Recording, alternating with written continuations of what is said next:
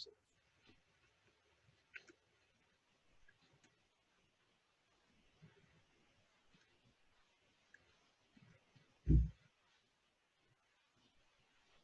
Welcome everybody to the Mindful Strategies for Educators.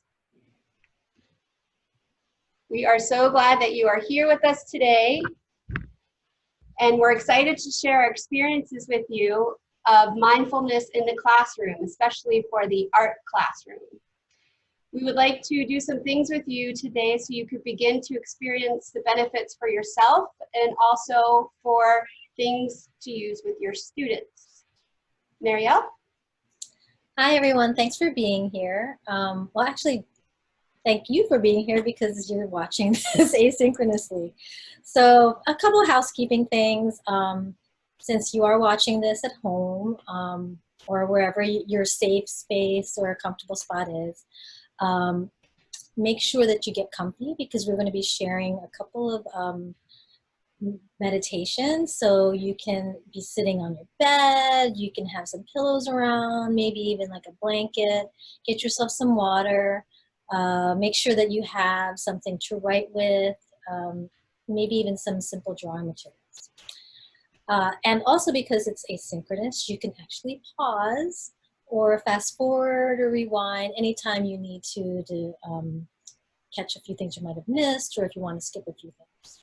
Some techniques or technique delivery might be best for certain developmental populations. I teach high school and Melissa teaches elementary. So even though many of the techniques are universal, our approaches for certain techniques with our populations may be different. So take what fits best for you and for your population of students. I just mentioned a little bit about us, so let's tell you a little bit more about us, and that way you can get a sense of where we're coming from in our teaching practice. Melissa? Great. So I have been practicing art therapy for over 20 years now. I'm a board certified art therapist, and I started working in psychiatric hospitals for children and adolescents. Then I transferred to psychoeducational schools, and then I started working with Fairfax and have been with Fairfax for the past 10 years. I work at elementary schools and practice art therapy with students in the comprehensive services side with special education needs and emotional difficulties. I also became an art educator and teach some general education art classes. So I wear many hats. I believe that creativity is a powerful healing force. And in my own life as a yogi and meditator, I have seen huge shifts. It brings me so many positive just ways of handling stress and just feeling good in my own skin day to day. So when I found out about the Calm program that Sue-Ann Tupy was running at Groveton, I linked up with her and she became a mentor and a guide for me. And I was able to bring Mindful Mondays to two of the schools that I work at. I work at Woodlawn Elementary School and Laurel Ridge Elementary School. So it was a gift to be able to instruct the students on mindfulness, and I saw tremendous results with them over this past year. And then also this year, I began to co-lead workshops for adults where we mix yoga and art, and I teach an art as meditation approach. So it's really great to be able to weave in the mindfulness to not only my personal life, but also to my job and career. Marielle? Thanks, Melissa. Hi, it's me, Marielle Mariano, and I'm an art therapist and art educator in Fairfax County Public Schools as well. And I've been an art therapist for about 21 years and an art educator / art therapist for about 20 years. Currently, I work with the special education population in a high school in Vienna. It's called James Madison High School. And I'm their art therapist and art teacher. This will actually be my 4th year coming up in high school, but I worked for 17 years in the elementary setting. So I worked at Marshall Road Elementary, Woodlawn Elementary, and Groveton Elementary School as both the special education and art therapist and general education populations. My focus now is to help students use the art process within a mindfulness lens as a vehicle for learning and healing. I didn't start doing that until just this past year, because I didn't start my mindfulness practice, my own practice, until just maybe a year and a half ago. And I'll talk about that a little bit more later. But Melissa and I know each other from being our therapists, and we also both know Suan Chupi with the Calm program. And it was Suan and also my meditation teacher who encouraged me to use the things that I were learning and using for myself with my own students. So we hope that what we're going to offer you and provide you with will be something that you'd be inspired to use with your own class. Great. Now, we feel like this is perfect timing to bring this information to you guys, because these are unprecedented times. We all have tons of background and foreground worries and fears and anxieties. We have lots of questions. There's lots of unknowns with our upcoming school year, how we're going to deliver content. It's just mind-boggling how many things that we're juggling right now. So we're worrying about our own safety, job security, burnout, adapting to the new teaching method. So this is the best time ever to start mindfulness practices if you haven't started them for yourself, and also to bring them to our students. So the time that we have together today, we want it to be really productive. We want to give you lots of tools to start using with your kids when you go back to school, to foster their success when they come back, and to provide some renewal yourself. We want to give you some coping skills to navigate the unknowns that you're experiencing right now. And we like to use the phrase, calm minds, open heart, as an example. So we really want you to kind of feel in your body what it means to be present and what it means to be mindful during this workshop today. Marielle? Yes, and also thinking about the uncertainty of what school is going to be like, because many of us don't know if we're going to be distance learning or we're going to be in the class. These techniques that we're going to show you, some of them may seem a little bit closer to doing in the class, but since we're all art teachers and we're all creative, I'm sure we're all capable of like figuring out how to accommodate and differentiate those techniques to meet whatever needs we will be coming up with. So we'd like to begin with a bit of a check-in and to see how you're feeling in the moment at the start of this session. And then I'm going to lead you into a guided meditation. It's really important to feel what it's like to be mindful, feel what it's like to use the tools we're going to help our students access. So I'll lead you through like a 10, maybe 15-minute guided meditation with a Tibetan singing bowl after you've documented how you're doing or feeling right now. Now with my students, I've also used apps or online videos to guide them through the meditation. But the initial check-in is a great way to start a class with students at all developmental levels. It starts students focusing on the now and allowing them to express their feelings of the moment in their own way.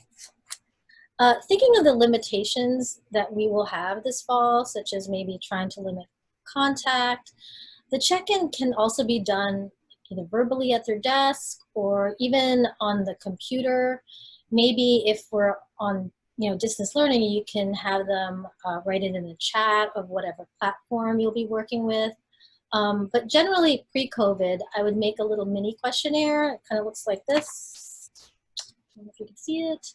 Or an entrance ticket or exit ticket, so that they can either write it down on there or draw on it. Now, because we have to minimize contact, perhaps maybe have them use the chat area like I said before, or have them keep a process journal or their own sketchbook for the class, or even do it on their computer.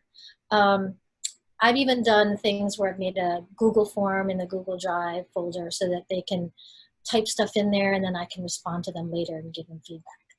So, we just kind of have to be a little bit more creative in how to do these kinds of things. And if we're also online, you could also make it as like the activity that they do while they're waiting for other people to log in. So for our check-in today, please write one word or write a color or color if you have drawing materials, or a shape about how you're feeling. You could even use a couple words if you'd like. You can pause here to write or draw, and then hit play again when you're finished writing these things down or drawing, and play for the guided meditation when you're ready.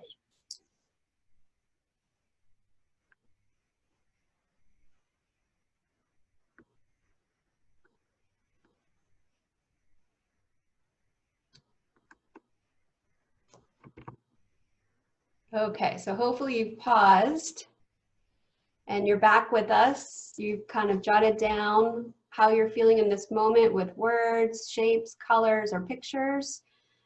Now Marielle is going to guide us through a beautiful, yummy guided meditation with some sound. So while you're doing, just notice how you feel and see how it grounds you for the rest of our workshop. Marielle? Okay, now this is fun. This is the great part. You get to just lay back and receive.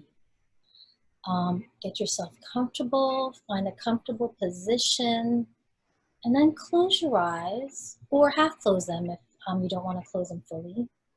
Focusing on just a point just beyond your field of vision. We're going to take 3 long, slow breaths, focusing on your inhalation and exhalation. So let's start with 3 long, slow breaths. Breathing in and breathing out. Breathing in and breathing out. If you want to breathe out and make a sound, you can. If you just want to breathe out through your nose, you can. And 1 more. Breathing in and breathing out. Then breathe normally. Just find the rhythm of your breath. Focusing on an area where you feel your breath the most. So let's take a few moments to just find the rhythm of your breath and breathe normally.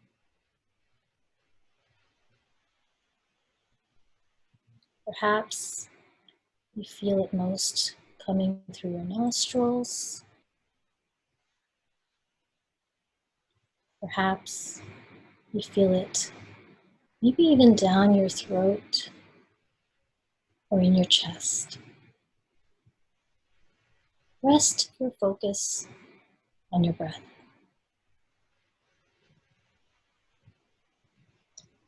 Now, sometimes our mind wanders, and that's okay. It's part of being human. Our minds do wander. Just notice and let it go.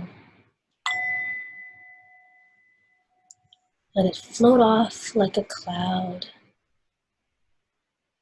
It's part of being human to get a little bit distracted. But the best thing is to just return. Return back to your breath.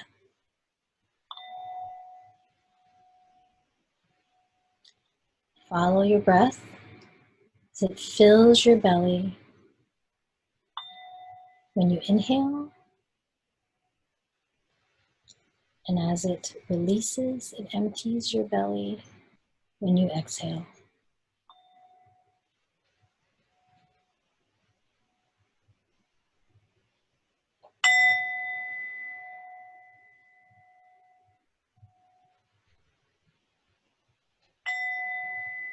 If the wandering mind continues to happen, just keep letting go of the thought and come back to the breath. It's like a do-over, and just fine in meditation. Come back and remain with the practice.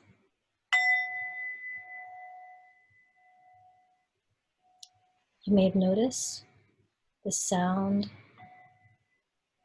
of like a bell or a chime. It's actually a Tibetan singing bowl. And it could be another point that you can focus on.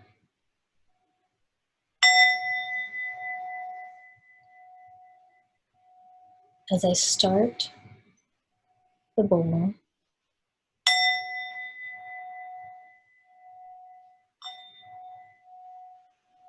allow the vibrations to wash over you.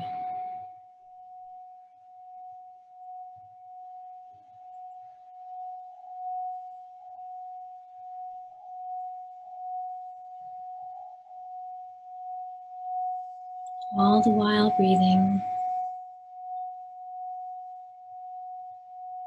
allowing yourself to release into the support beneath you.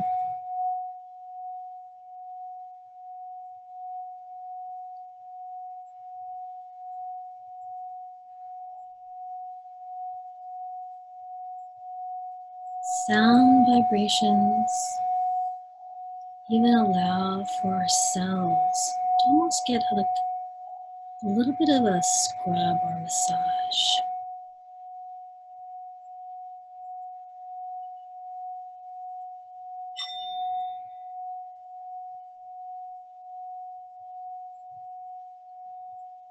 Starting with the top of your head, feel that release. Let it wash over your forehead, allowing the muscles to melt and release.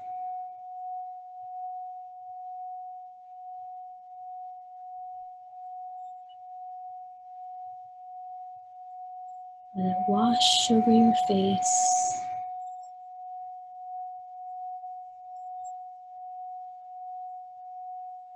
letting your cheeks release.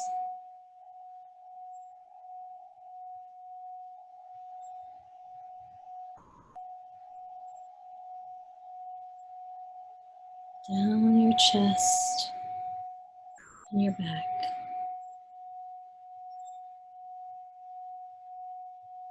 Release into the support. Allow yourself to feel that grounding.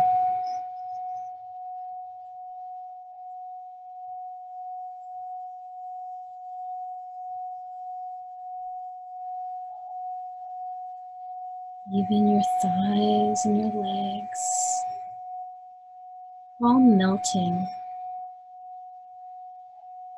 to the support beneath you.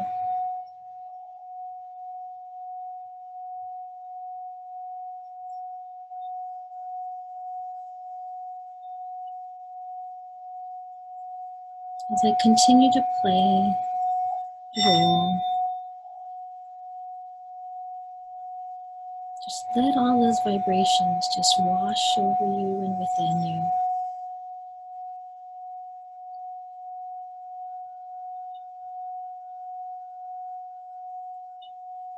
Through to your feet and into the ground.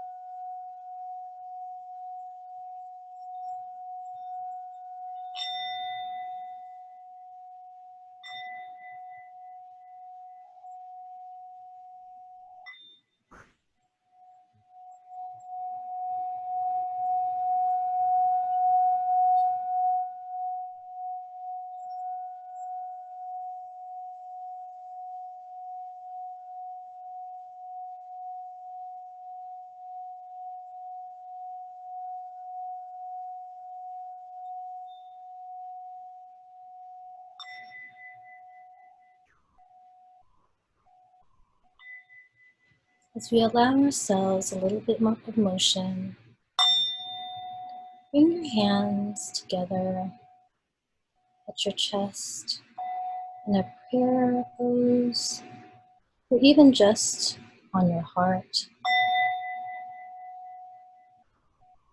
feeling the warmth that your body is giving to that space in your hands.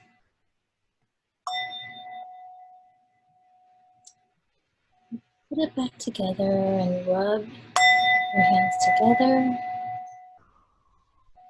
working on that heat.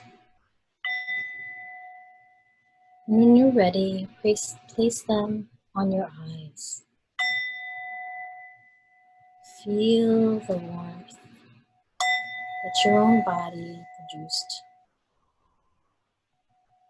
for you. Thinking to yourself that you just gave yourself a gift of time, a gift of awareness in this very moment. And when you're ready to open your eyes, do so slowly. Thank yourself for giving yourself the time to practice centering and focusing and taking care of yourself. I heard someone once say, breathe in gratitude and breathe out generosity. Namaste. Thank you. I hope that was very nourishing. I hope it gave you some grounding and some centering. And for me, whenever I do a meditation, I always feel like my brain just kind of like becomes so clear and I could just pay more attention to things. So hopefully you experience the same thing. Thank you, Marielle. You're welcome. That was amazing. It was beautiful. Great way to start the class. I know for myself, this is the best way to do a workshop. Do all this relaxing and makes presenting a lot easier. I mean, with your students, you know, starting out with them a short amount of times and then building up, they can get to a lot of time. It's really interesting, but it's a great way to get them into the now moment, and it honors where they're at without any judgment.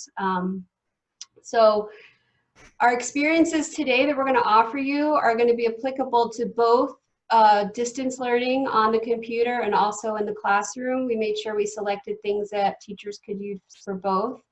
And although we are in a year of change, we would like to hope that we're going to offer you some solutions today to cope with all those changes so that we can make the best out of everything that's happening.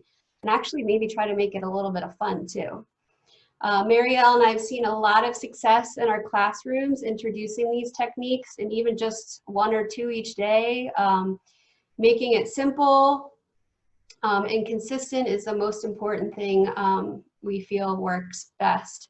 So we're very excited to share everything with you today. And we're going to put up, Marielle's going to share with you an outline of what we intend to talk about. So here we go. Okay, now, like I said, I hope you enjoyed that guided meditation and are ready to receive some mindfulness tools and techniques. Don't worry, we won't have you just sitting there watching us talk on and on, but we hope that you join us in some of the demonstrations to see what fits for you and what you feel most comfortable using in the classroom. Also, like I said, Melissa teaches elementary and I teach secondary, so we'll point out some differences in approach to consider with these populations.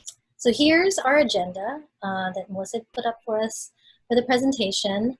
Now that you've experienced the guided meditation with the sound bath, we'll go over what mindfulness is, because I know sometimes those two words, mindfulness and meditation, sometimes people think it's kind of the same thing.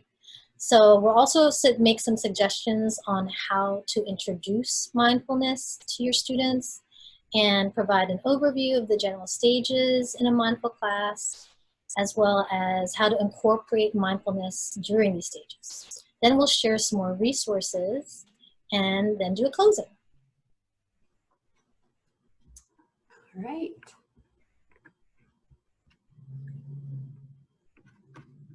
Action. So now our subject matter, art, is one of the unique ones because we're lucky because art and creating art is inherently mindful.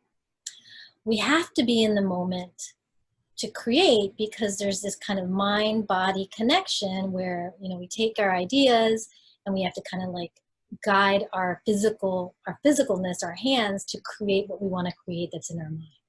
We have to pay attention to what we are manipulating with our hands in the moment, As artists, we have to be present and in the moment in order to produce. So with this presentation, Melissa and I want to help you find the connections between that practice of mindfulness, that practice of being in the moment, because it's all about being present and also connecting it to the practice of art. So we hope to inspire you to start your own mindfulness practice and provide you with some resources to incorporate it within your teaching. We really want to encourage starting your own practice, no matter how long or how small or large, because mindfulness is like this muscle. The more we work it out, the stronger it becomes. And it'll also make modeling it to your students more natural and more comfortable. It's also good to also try a variety of techniques so that you can find the one that fits you and the one that is more natural for you to present to your students. Plus, it's always good to have a ton of tools in our toolkit. In that sense, it requires you to really have a good sense of your students' needs at the moment, and so that you can be able to pair whatever mindful activity that you have to meet their need.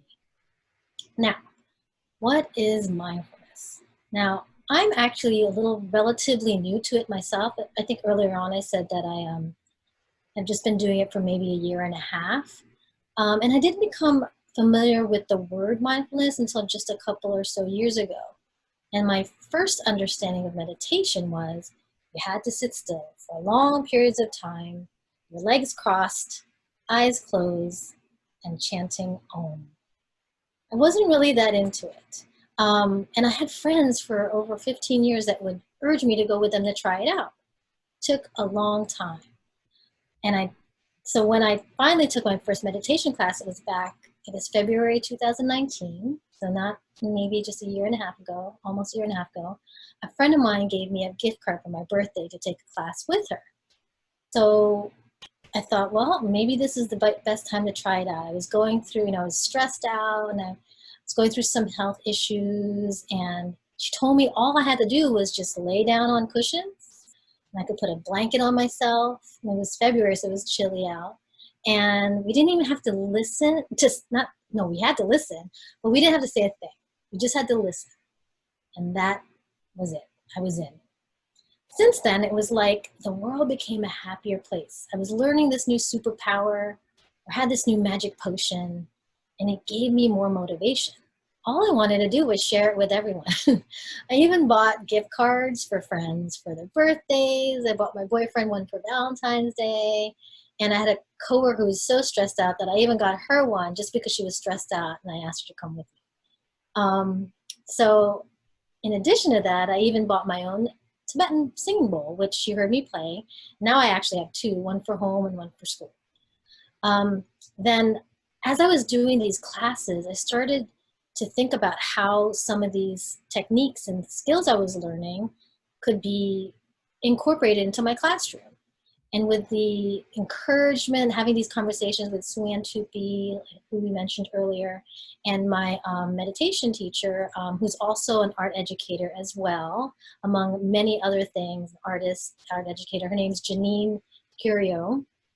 They both said, you're learning these tools, you're learning these techniques, go ahead, and if you feel comfortable, go ahead and share it with your kids. So I started incorporating some of these in my classroom for transition times at the beginning of class, and also started reading mindfulness passages for centering, and use some of the language of mindfulness when talking to my students about their artwork, their creative process, and when they're reflecting. So in learning about mindfulness, I found that the meditation was just one tool to help you practice it. It's the act of being mindful which holds the power. Taking the time to practice it for however long you can through meditation, yoga, breath work, movement, even creating art can be like meditation, or even just paying attention to what's going on to you at that very moment, without judgment, without bias or expectation. That's what makes mindfulness so healing and so empowering. Now, the studies are true about having like a mindful practice like meditating. It does have its roots in Buddhist philosophy, but since the 70s, through the work of various scientists and researchers, it's become mainstream. It's become another tool or technique for stress reduction with proven mental, physical, and social benefits. It's something that draws on your own personal reserve, something you do for yourself, not what someone or something does to you. So therefore, it's a tool that you'll always have with you. Now, for me, I found that the more I went to my meditation classes, the more focus I was able to achieve. I slept better, I had more patience with others and myself. One of my physical responses to stress is to hold my breath or breathe rapidly. So I don't know if any of you ever do that as well, but I get all tight, and often I didn't even know I was even doing it. And I'd wonder why I was so out of breath or just tired or even sore.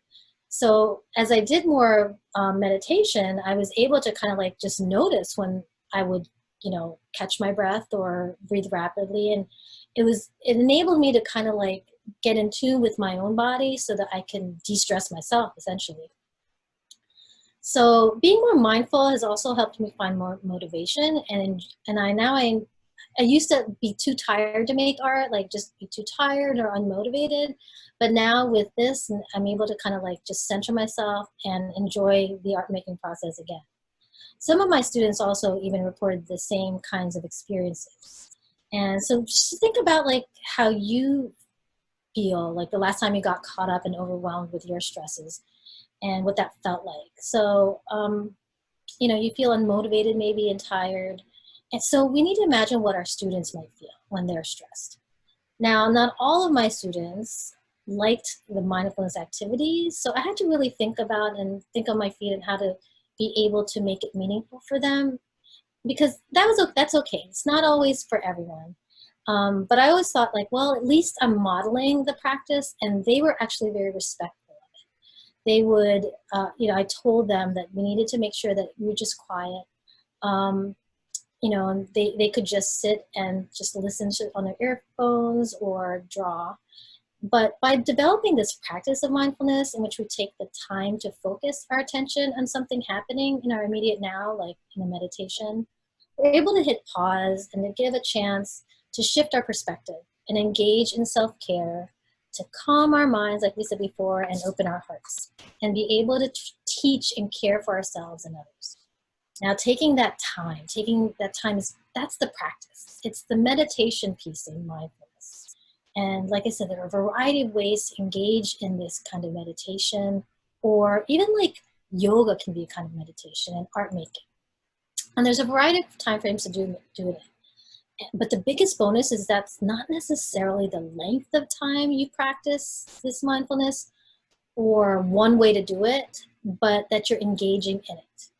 1 minute could be 1 minute, 5 minutes, 15 or 60, just as long as you do it every day and you notice that you're taking that time for yourself. It helps build that skill to do it longer, and you start to recognize when you need to use it and what will benefit your students. Awesome. I think you guys can probably already tell how passionate we are about this and how it comes from our heart and how much we want to spread this out to other people. But just in case that's not enough, there's tons of research out there, and there's so much that we've kind of narrowed down some of the things that we found through our readings about mindfulness as educators, things online, and there's tons of evidence of lots and lots of benefits. And the main thing is that if the mindful practice is consistent for our students, they're like sponges. They're going to soak it up. So we'd like to share some of the research that we found with you. So I'm going to put one slide up on the screen. All right, so benefits of a consistent mindfulness practice for students. And I'm just going to read those. We can go through them together because they're pretty important. The first thing is that research is confirming that what thousands of teachers and students are learning firsthand. For teachers, mindfulness reduces stress, helps them focus, makes them more happy. Students are more emotionally regulated and attentive, and their learning improves. The classrooms are more peaceful, there's fewer school conflicts, and kids like each other more. And also, they found that for adults practicing mindfulness, had been shown to positively transform everything from brain architecture, which that speaks to the neuroplasticity of our brain and our ability to rebuild areas that have been damaged, to improve immune function, to create a positive affect or better moods, and even alter gene expression. So this is really powerful stuff. Marielle?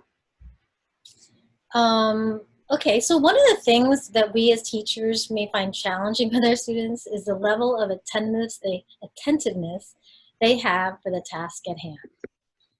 I mean, ever have a student who hands in things late, or maybe they're challenged because he or she can't stay on task? Well, there's many terms we use to describe this or describe what's going on. One term scientists actually use is something called mind wandering.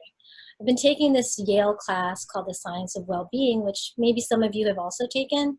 And they talk about how meditation can really aid in minimizing mind wandering. And they found that meditation is a way to control the mind or control mind wandering. There's this paper by Killingsworth and Gilbert that suggests that mind wandering is actually something that sets us apart from other organisms. So in a sense, it's actually something really amazing about being human.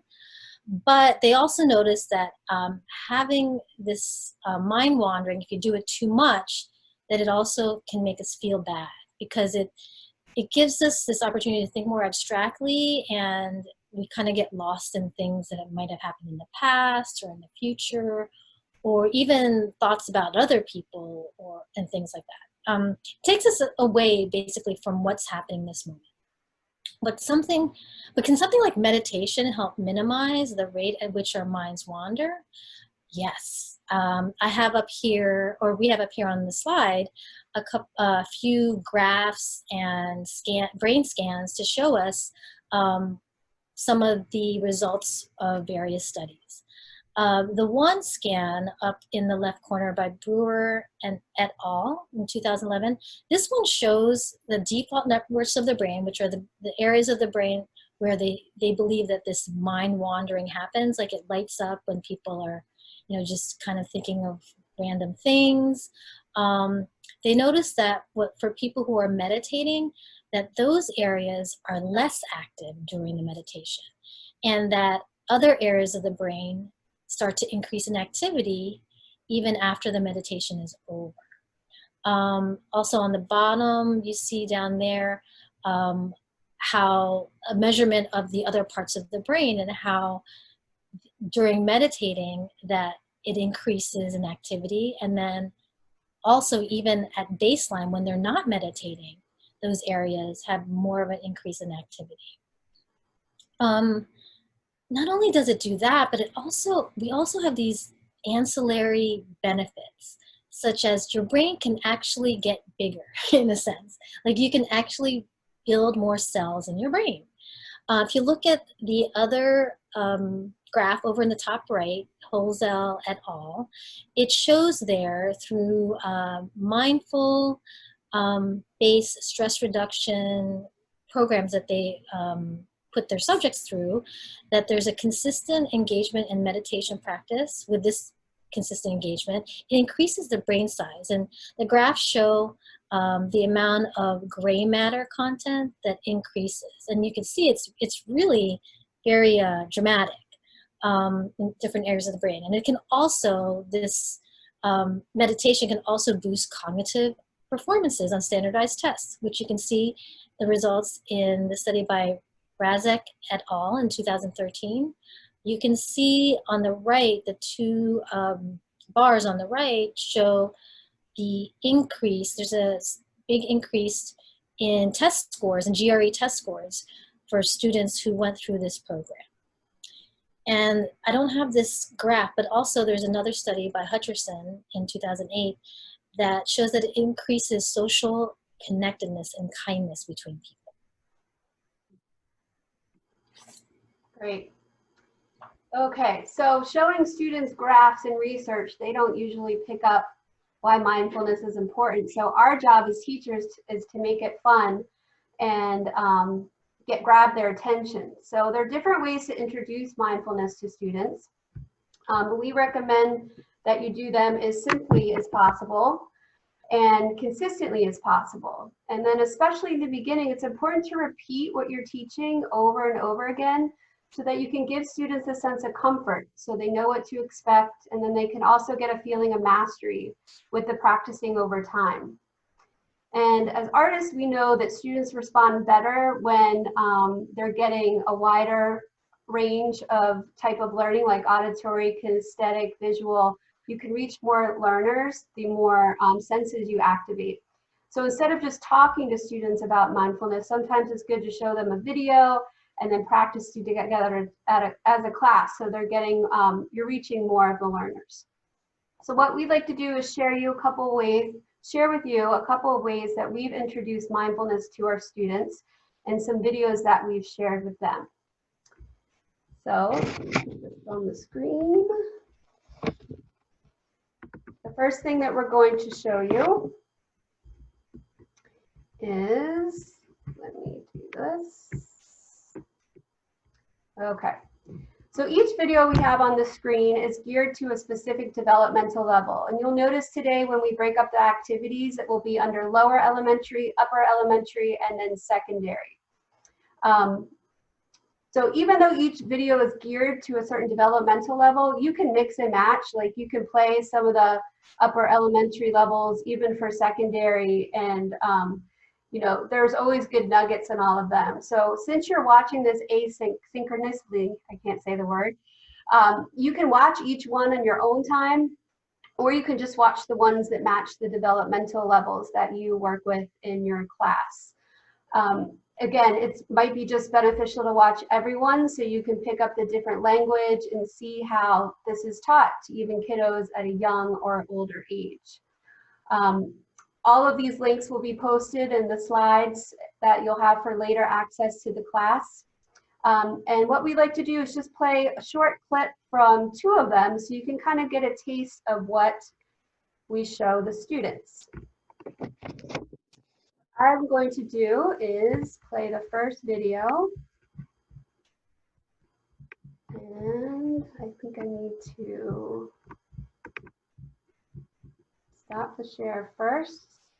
Sorry, we're learning new techniques. I'm going to share the screen and we're going to first watch a video of, let's see, a video that I like to show to students that are in the upper elementary. And this is called Flow, and it's found on a site called Go Noodle. So let's just watch a couple minutes together. Here we go.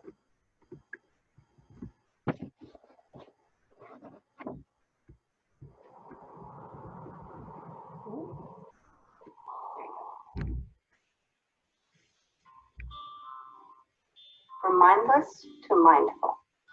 To be mindful is to let your attention rest on this moment, on just right now. Let's practice being in the moment. Your body is still, right now. Can you feel that?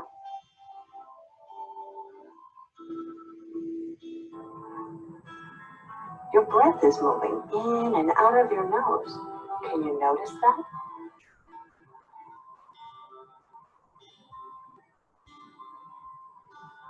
Rest one hand on your chest. Can you feel your breath? Move that hand to your belly. Notice breath there. Can you feel that? Okay, and that continues on. It's a really good video to show kids to get in touch with what's happening right now and to connect with their bodies. Marielle's going to talk about a video clip that she would like to share about videos that she uses with the secondary students. So with teenagers, making that connection with them through their experiences is so important. You know, they're becoming more independent, they're more interested in things with their friends, there are lots of activities that are happening. And we all know they're trying, you know, that kind of makes it difficult for adults for them to listen to adults. You know, they don't really want to listen to their parents sometimes, and, you know, sometimes they don't want to hear their teachers going on and on. So it helps to communicate to them through things that are relevant to their lives. So, you know, thinking about like getting to know the kids and, you know, maybe thinking about like if they're into sports or what kind of relationships they're preoccupied with, and, you know, about their parents and teachers, just as long as you relate it to what the students are experiencing, they understand, and then they can see how like mindfulness or meditation or any of these other techniques, how it can actually be useful in their lives. You start to grab their attention. And they'll begin to consider why they would want to learn about it and incorporate it. Now, in the beginning, I like to make sure that that I give them some information so that they can like look at stuff for themselves. So when you look at the slide, the very first link is just a mindfulness for teens. I found like that actually is a really great website for them to look at many, many different resources. But the other thing is like they also want to hear it, not just from that mindfulness is great for me, but I want them to see that it's something that anybody from any walk of life does. It could be, you know, other peers of their age, or even famous people, like famous athletes and movie stars and things like that. So the video, that clip that Melissa's going to show you, just a few minutes or 1 or 2 minutes of it, is called Under Pressure, and it's mindfulness for teens. And it's kind of fun because it plays like some music they may be familiar with, and they'll see people that hopefully that they recognize.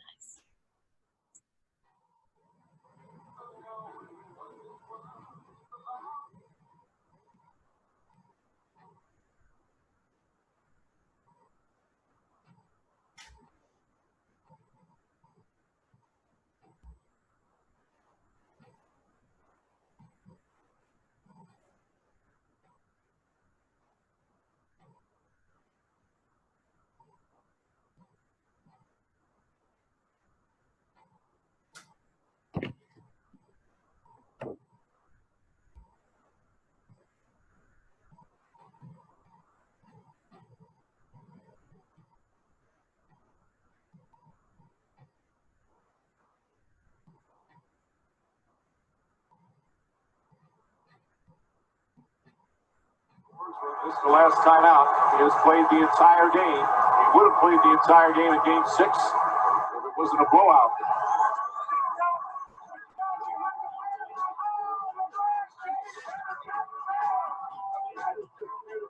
I think it's really a marvelous thing, that visualization thing you did. Do you read about this? That you used to go up on Mulholland Drive and park every night and visualize seeing yourself as. Yeah, I would visualize. I would This is when you were visualize. broken poor. Right, having directors interested in me and people that I respected saying, you know, I like your work or whatever that is. And I had nothing at that time, so it was like, but it just made me feel better. I would drive home and think, well, I do have these things. They're out there. I just don't have a hold of them yet, but they're out there. Okay. So didn't you write yourself a check? I heard that you did. Is that true? I wrote myself a check for $10 million for acting services rendered. I dated it Thanksgiving 1995. And I put it in my wallet, and I kept it there, and it deteriorated and stuff. But then, just before Thanksgiving 1995, I found out that I was going to make $10 million on painting. So being able to get students' attention, especially teenagers, with sports people and actors, that kind of speaks to their ego development and their their ability to see that, like, oh, people that I admire and look towards, they practice this, so I can practice that too. So that's a great example. Thank you, Marielle.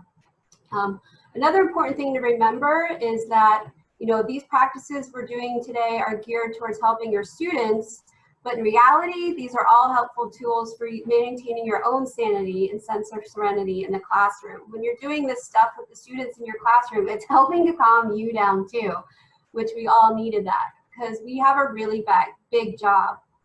We have to hold a safe space for our students, which can be a really tough job every day. So during times when I'm stressed in the classroom, I kind of act like a model, and sometimes I'll let students know. Like if 3 students are talking to me at one time, I'll say, whoa, I'll name the emotion. I'll say, oh, I feel overwhelmed. There's 3 people talking to me right now. And then I'll do a breath work, like I'll do belly breathing. Like, hold on, let me pause. Or sometimes I'll strike the yoga pose. They love when I do the tree pose. Just in the middle of class, all of a sudden, because I need to shift my emotion or be present. Or sometimes I'll repeat a mantra, and the kids love to see it in action. At first they laugh at you and they think you're crazy, but then it gets it, and it's like a new language that you're starting to develop with the kids, which is really awesome. And modeling for the students, it also levels the playing field. It shows them that we all are human, we all have emotions. And our emotions and how we carry ourselves, it greatly affects the dynamics of the class. So what we bring to class and how we manage our emotions, that will have a ripple effect onto the students of the class. The other thing that's important is to notice if some students are having a difficult time with the practices. They're resistant, or they say, I don't want to do it. Honor that resistance. Don't pass any judgment. Don't force them to do it. It's okay, because a lot of times, in my experience, if you honor that resistance and let them give them a sense of control when they want to join, that actually gives them the buy-in that they need to try it and to trust you. So you could just give them the option of sitting quietly and just not being disruptive, and just they're taking in what's happening around them. So there's still learning happening, even if they're not participating in it. And then it gives them that sense of control they need and a sense of trust with you. Also, we want to point out it's very important that if you notice kids are having a lot of increased anxiety or stress when they're asked to pause or when they're asked to do their breath work, that they might need some further support, way beyond the scope of what you can give them in a large class with lots of students around. So please refer those students to the counseling staff, to your art therapist if you have one, or to the clinical team. So that way the students can process what's happening further in a private, confidential setting.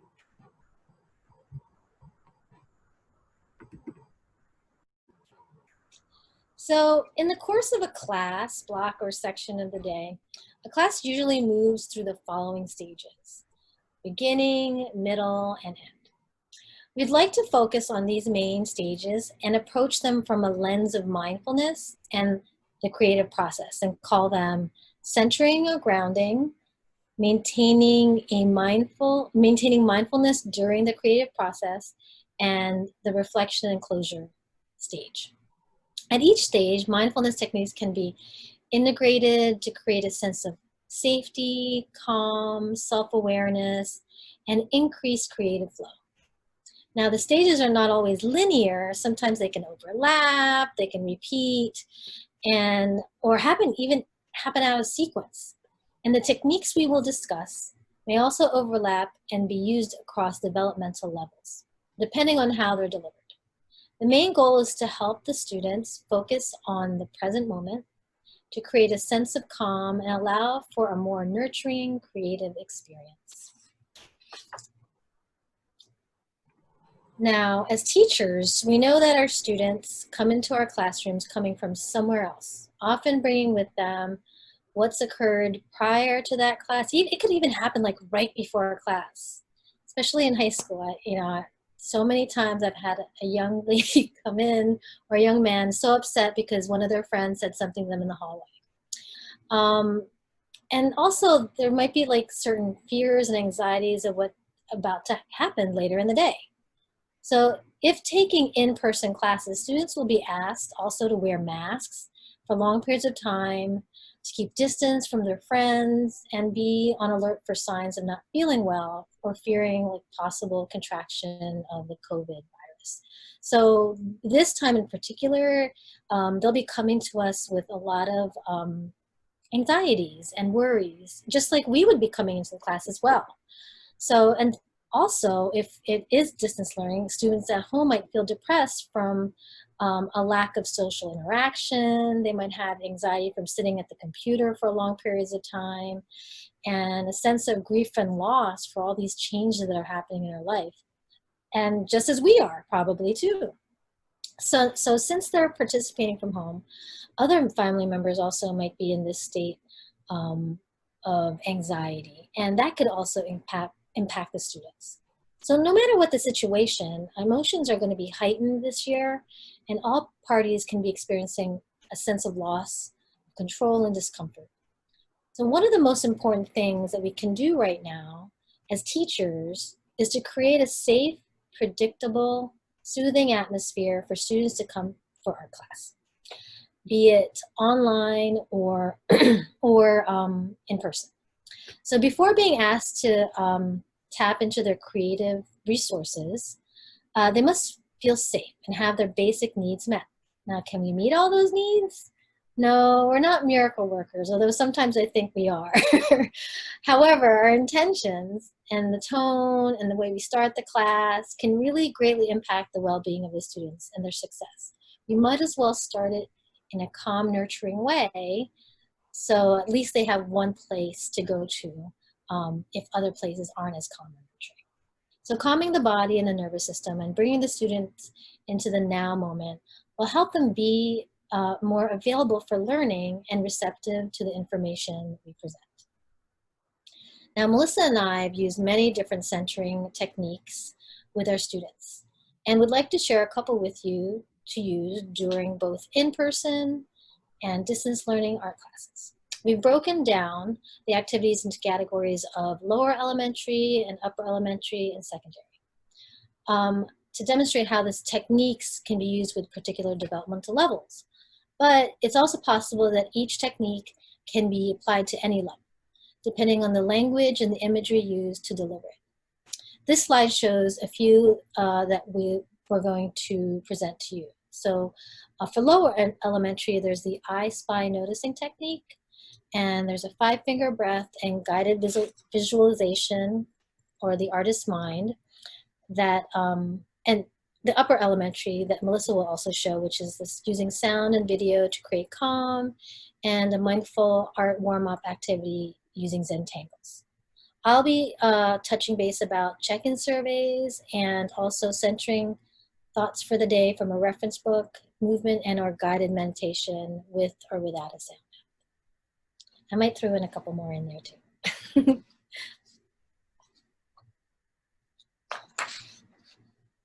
Oh, Melissa, turn on your volume, your microphone.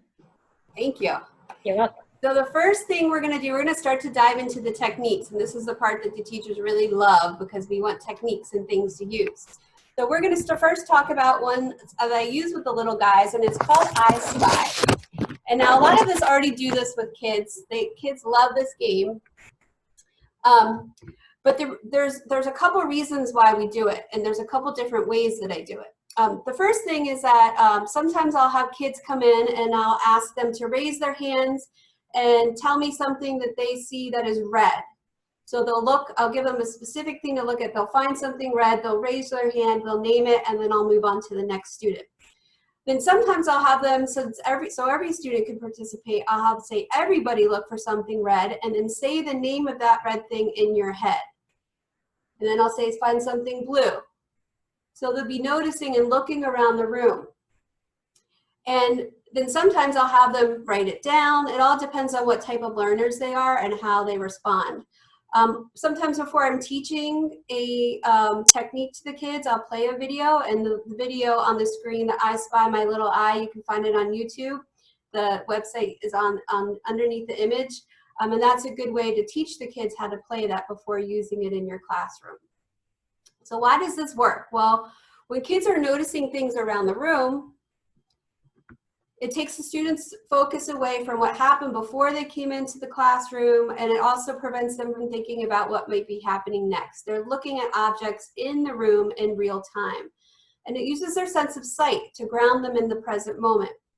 So looking around the room also lets them be able to see that there aren't any threats, that it is safe. So it's good if they're turning around, it looks good if they're looking down. Even if they're not feeling scared, our brain is registered to look around and make sure that there aren't any threats. Our reptilian brain, the one that activates the flight and fright. So that's a really good way to get kids to feel safe. And like I said, you could get kids to look at things that are a certain color or a certain shape, or maybe even just in a particular part of the room, and it could be based on the art lesson that you're doing that day too. So the I Spy is a really good thing to start with kids, especially the younger kiddos. They love that. So another good way to introduce, a good way to introduce breath to the lower elementary kids is called the 5-finger breath. Now what I recommend is that you go ahead and you teach the kids, or you wait until there's a sense of safety and consistency in the class before you teach breath, because kids need to really feel safe first, because breath work can stimulate some emotions. And for kids to be able to relax in their bodies and really breathe fully, they need to feel safe. So this wouldn't be something that you do the first week of class. You want to probably wait a couple weeks. So let's go ahead and try this all together. The 5-finger breath is great because it uses our hand, and we always have our hands with us. And what I like to do is say to kids that our breath is like our superpower, because it brings us focus and calm anytime that we want. So it's our superpower, and that kind of empowers them a little bit to know that they have a tool inside of themselves that can help calm them when they need it. So what I'm going to ask you to do is pick one of your hands and stretch it out really, really wide like a star. And what we're going to do is take our other hand, and we're going to start with our pointer finger and start at the base of our thumb. And what we're going to do is slowly trace going up and down. So we're going to go up to the thumb and pause, and back down the thumb, pause. All the way up the index finger, pause, and down and pause. You can even say up 1, 2, 3, pause, down 2, 3, pause. And you can ask the students to notice what this feels like. Does it tickle? Does it feel smooth? So you're getting them in touch with the sense of sight and touch as you're working. And then all the way up to all of your shoulder, and you could say, ah. Okay, so now that you've practiced with just the touch and they get a hang of that with the pace and the slowing down, now you can say, let's try adding breath. So you're gonna hold out your other hand. You're gonna start with your pointer finger in the other hand. You're gonna start at the base of the thumb, and you're gonna go at your own pace, and you're gonna go breathe in. Oh, and it's also important to teach them the terms inhale and exhale before, if you're gonna use those terms. So you're gonna inhale, up, 2, 3, pause. Exhale, 2, 3, pause. Up, 2, 3, pause. Down, 2, 3, pause. And they can breathe in through their nose, out through their nose. Or you can ask them to breathe in through their nose and out through their mouth.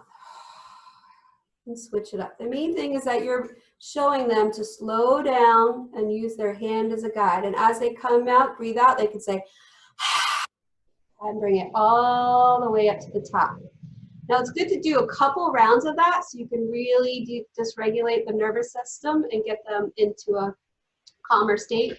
You can tell them to go at their own pace. Some of them may go really fast at first, but if the other kids, and especially you, are going slower, you'll notice over time that they do slow down.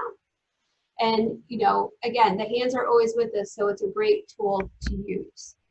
So I'm going to share with you a video that I play for the kids. It will be in your slides that we give you. And I'm not going to play it now, but this is a really good video that teaches the kids the 5-finger breath. So you could do it yourself or use the video to teach them.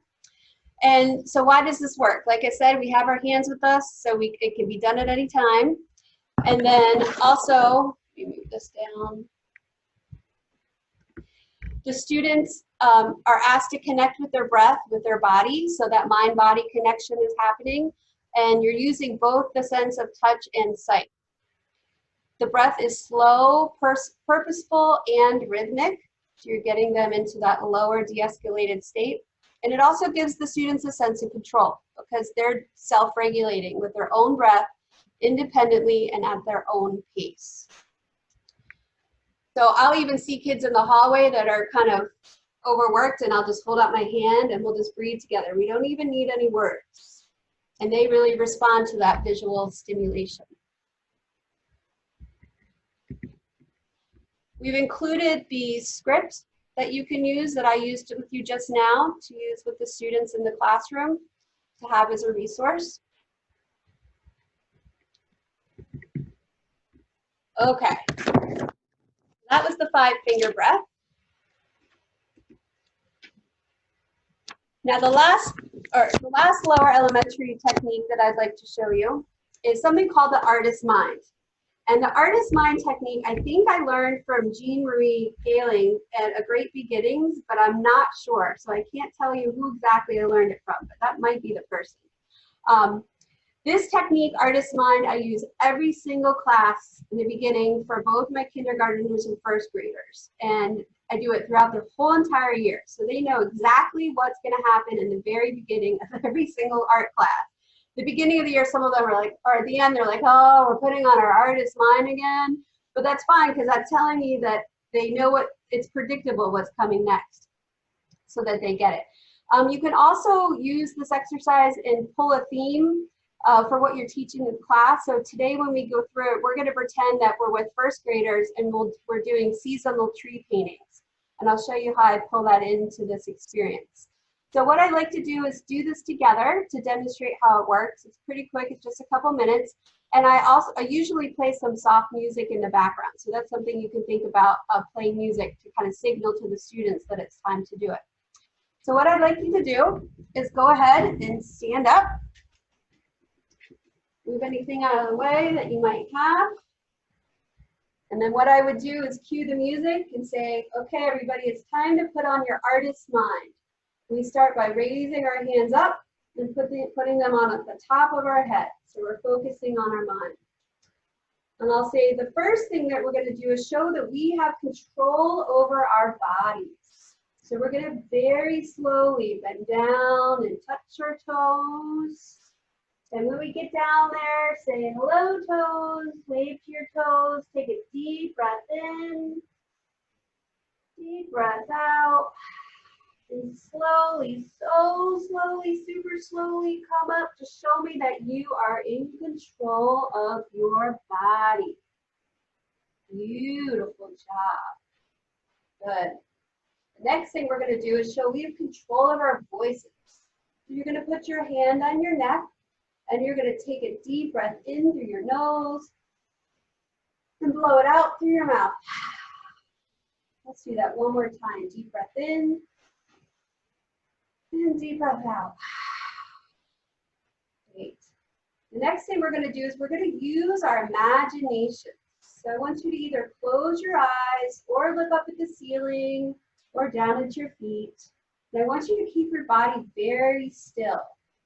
And I'm going to speak to you some sentences and I want you to imagine pictures of what I'm talking about.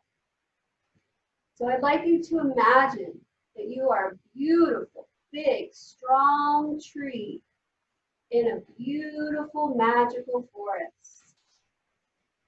Feel the roots of your feet strong in the ground, growing up as your big, thick trunk, full of life and strength, coming up to your branches that are stretching out to the nice, crisp, beautiful forest air. Your leaves are blossoming. Notice what season are the leaves. Is it fall? Are they different colors? Is it winter? The leaves are gone. Maybe spring, there's some flowers. Or summer, bright green leaves with apples growing. Great job using your imagination. I'd like you to blink your eyes open and come back to the room. The next part we're going to do is we're going to use our concentration. So I want you to point to our brains. This is where our minds are. And we're going to take a dive to show that we're focused and come back up and pat ourselves on the shoulders to remember to use kind words, follow directions, and have a good class. So you may take a seat.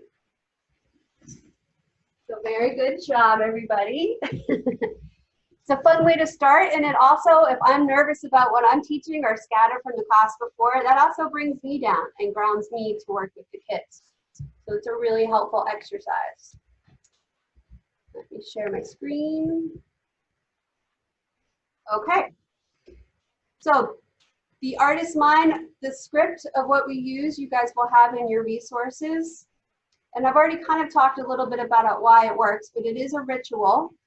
And I use it at the start of every class to promote a sense of safety. Engaging the students with movement after they've just transitioned is sometimes helpful to get their wiggles out. Patting ourselves on both shoulders and touching our head can stimulate acupressure points and also give some bilateral stimulation, which can reduce stress and connect the right and left hemispheres of our brain and reduce anxiety. And then using the imagination, especially if it's geared towards the project that you're going to do, can really get their creative juices flowing. They can actually feel the art in what they're about to create in their body. And the sequence also introduces the concept that we need to prepare our mind and body to promote creativity, and that we have the power within us to do so. So our bodies are like our magic tool, and doing that routine helps us get there. All right, I think I have to stop the share for the next one. Okay. The other thing I wanted to mention is that I use the word we a lot about the connectivity of the group. So instead of saying you or I use we and us a lot to bring it more of like a collective experience. And then also I wanted to make a point about the imagination. Asking students to close their eyes can sometimes be very scary, especially if they've had trauma or if they just don't feel safe yet. So offering the option to look up at the ceiling or down at their feet kind of respects where everyone's at in the classroom. Okay, next we'd like to share with you some upper elementary grounding and centering techniques. And again, we feel like grounding and centering is one of the most important things you can do for your class. It really sets the tone for the rest of the class and gets the kids at an even playing level field in the beginning. It really helps. So for my older students at elementary school, I designate the first about 2 minutes once they're all seated in the room and quiet, or sometimes I'll have it playing so as they come in, they sit down with the music on. But I show videos from YouTube that I've found to create calm. And Marielle had also shared with me that she was using them during distance learning, and she would have them playing on the screen. So when the kids came into the cyberspace, that was playing. And all you need to do is share the screen with the YouTube playing. But that's a nice way for them to enter in the space and provide some calm. So I'm going to go ahead and share with you some of the things that I find on YouTube. All right.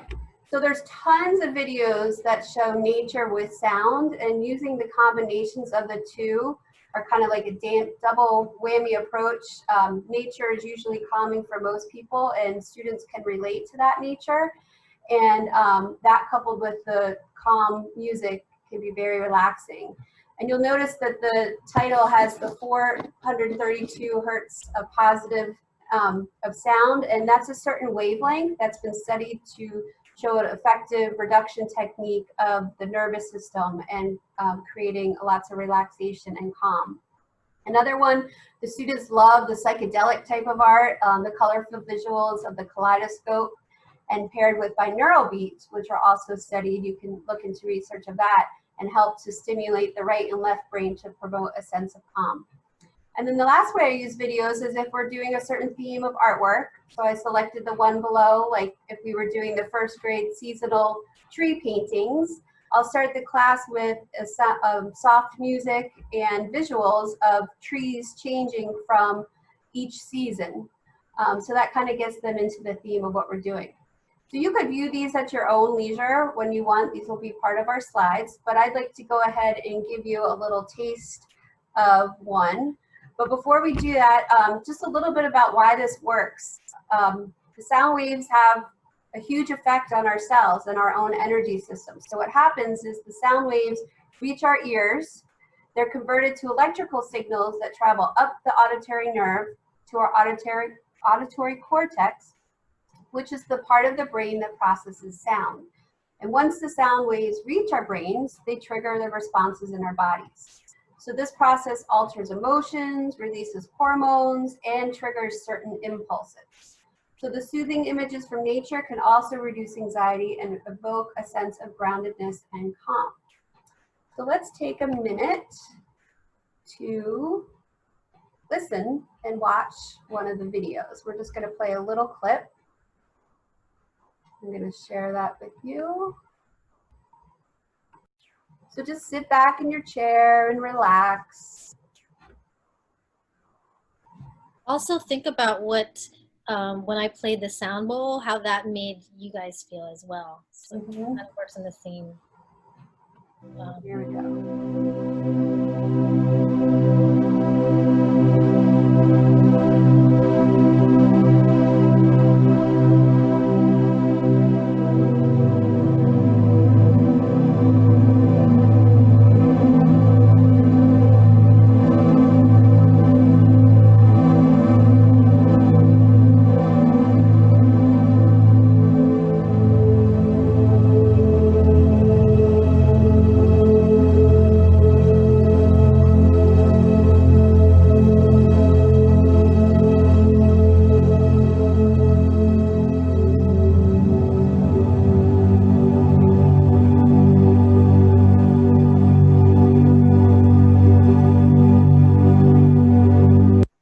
So you can really get the sense of slowing down. Sometimes I'll say things like, remember to breathe. And I've actually even played it at the end of some classes if we've had time and the kids were really rowdy lining up to kind of help the teacher with their transition back to wherever they're going. So those are really effective. The next thing we'd like to talk about are mindful art activities to use in the start of art classes for centering and grounding. They could be used as warm-ups and be out and ready for students to use as soon as they come in. So before I like to use it as a practice, as a warm-up or mindful exercise, I always teach the exercise first, or how to do the drawings to the kids so that they sit down and they have a sense of empowerment in what they're doing. So today we're going to demonstrate this with the use of Zentangles. So I'm going to share with you what I show the students to learn about Zentangles. And I would put up a slide as something like this. So the first step would be to introduce the technique to them. Usually I would do a demonstration on the camera myself or show a video like the one I put on the screen of what is a Zentangle. And you can watch that on YouTube to kind of direct you. And then I give examples of what they are, kind of definitions, and what they can expect when we do the technique as a class. So I really go through the steps to make sure that they learn everything before we actually use it as a warm-up experience. So let's try this together. Go ahead, if you need to, you can pause your screen, get some drawing materials and something to draw on. And then when you're ready, I want you to get into a comfortable position. And sometimes I do this with students for 2 minutes, sometimes with 5. And the reason why these work is these right brain building exercises for the first minutes, they could be done in their sketchbooks or on just paper, but Zentangles is actually a research-based relaxation technique. And you can Google Zentangle and it will pull up lots of research you can read. But the idea is it's repetitive, it's predictable, and both of those components can be bring out soothingness to the students. So you want to, while you're working, encourage the students to notice what it feels like in their bodies. You want them to help to connect to the present moment, to make the experience more mindful. And helping them to quiet their mind and focus is just like doing a meditation, except they're moving their hands too. To remind them that when their minds begin to wander or feel stuck, or maybe think about something that happened before class or what's coming later in the day, to just bring it back to their breath and to the materials in front of them. So hopefully you guys have what you need to do some drawing and get comfortable. I'm going to have you go ahead and look at the picture on the board. What you'll do is start with number 1 by drawing a square and add the lines, and then continue with the succession of numbers. So go ahead and begin with number 1. Draw your square. Draw a line down in the center from the top to the bottom, left to right, corner to corner, other corner to corner. And notice how it feels to see the ink or the color from the pen come from the tool you're holding onto the paper. Be grateful that you have the tools and the materials to make art in this moment. Notice how you're feeling and take a deep breath in and breathe out. Know that you're going to start simply with basic shapes and trust that you can do the best that you can. Go ahead and begin with number 2. And again, if your mind begins to wander or get stuck, just notice it. You could say to yourself, oh, mind wandering, or oh, thinking again. Let it float by like clouds. Take a deep breath and then focus on the materials in front of you. When you draw the next shape, notice how it feels to repeat it over and over again. Remember to breathe and engage in all of your senses to stay in the present moment. And at this point, you can pause your screen if you like and take as much time as you need. Some students move very fast, some move slow, so I encourage that if there's time left over, they can add their own decorations around. So take a moment to enjoy this art as meditation.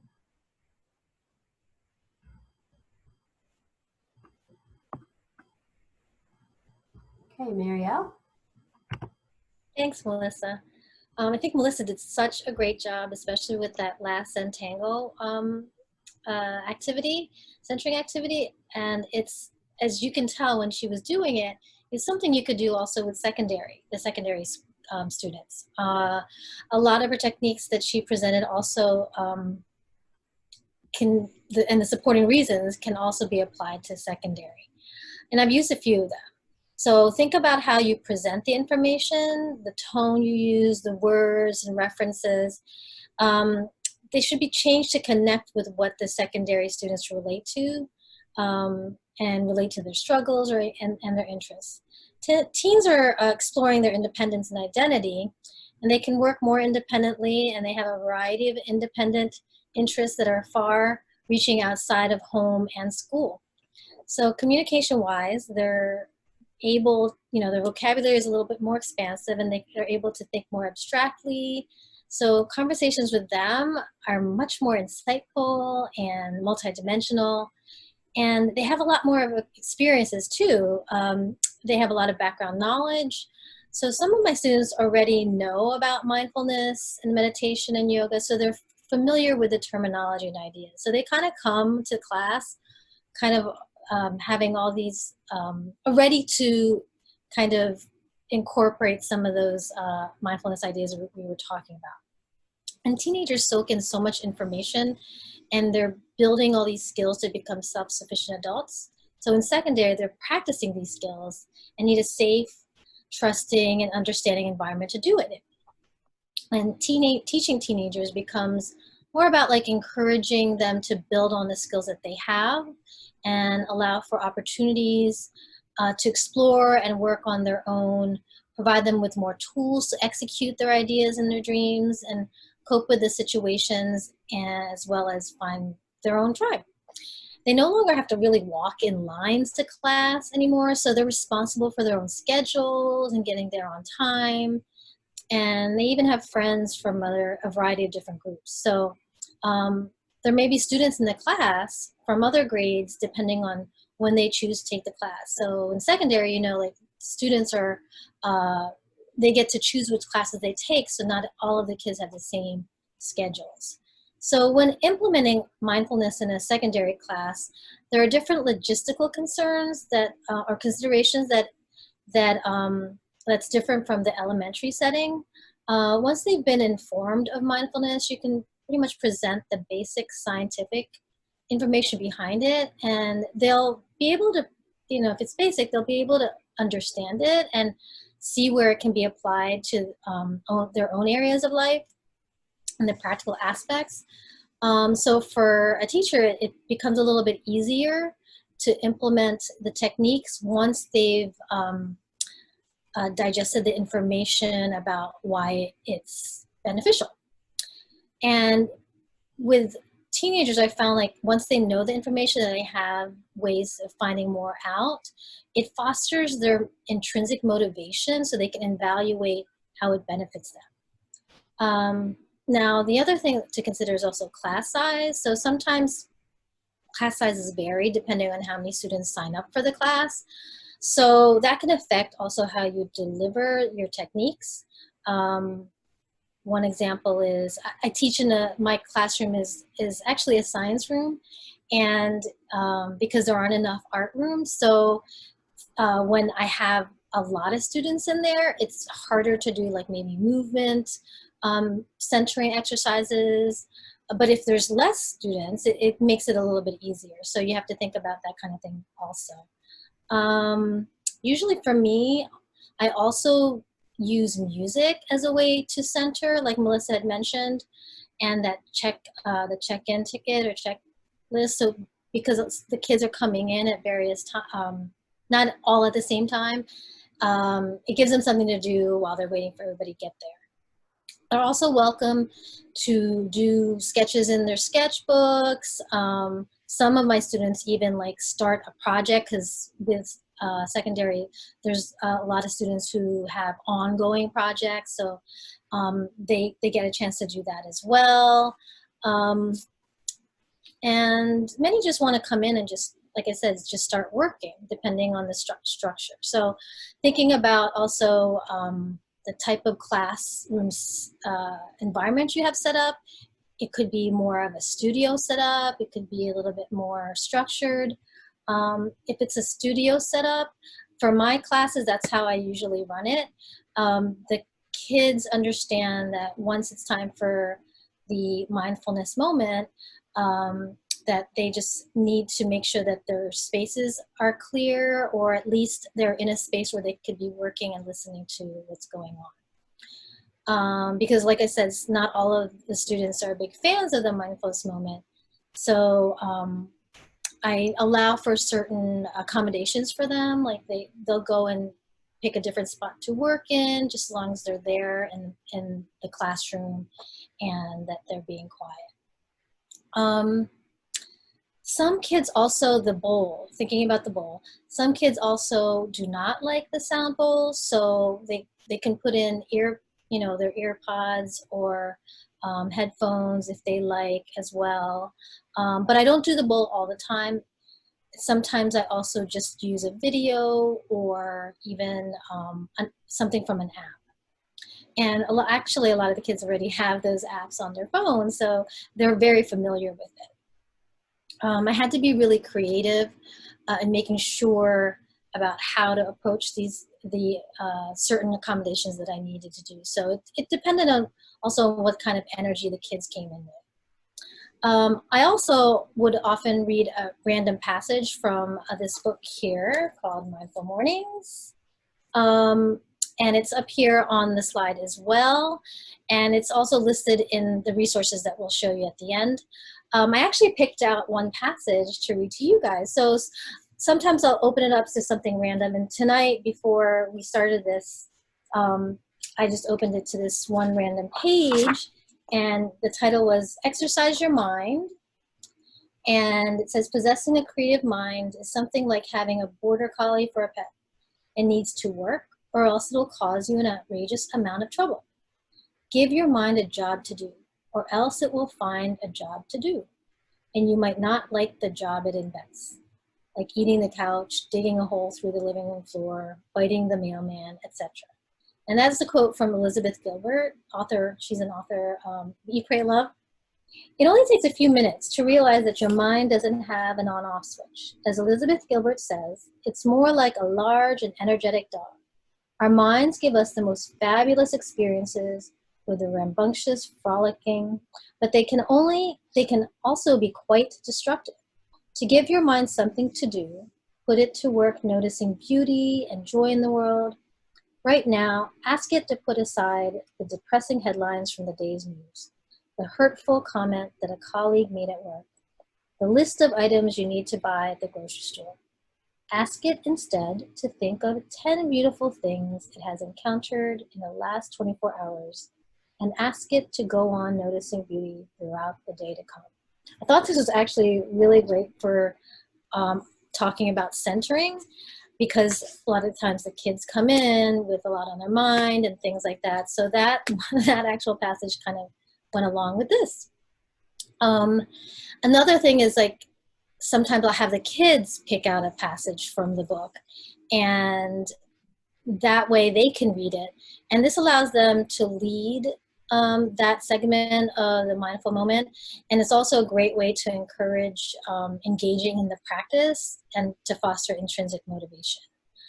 The other things that I have here on the list are movement. Like I said, if there's space, because with high school students, they're a lot bigger, there's this link that I wanted to show, and it comes from the website Change to Chill. And the video is just a short little video showing the different kinds of movements that you can do to kind of like wake yourself up or bring you back grounded and centered. So we're going to just watch a little bit of that.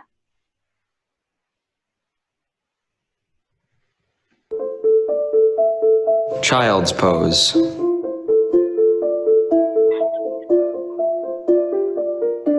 Cobra. Crescent pose. Corpse pose. Downward dog. Goddess pose.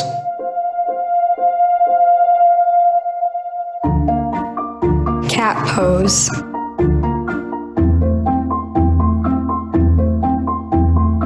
Bow pose.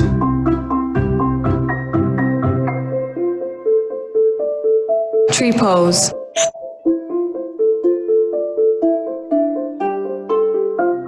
Warrior 2.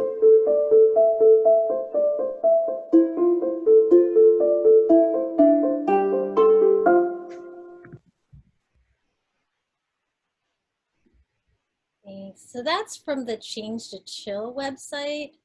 And I have a couple of websites that I posted on, or I added to that slide. Just for you can have the kids look at it. You can look at it too, because it has, they both have like a lot of great videos to look at and a lot of resources. When I was going through and looking up different websites, there's so many organizations and that have tons and tons of resources out there for you to look at, and for the kids to look at as well. So let's see. The first website is the Mindfulness for Teens, and then the second one is for the Change to Chill.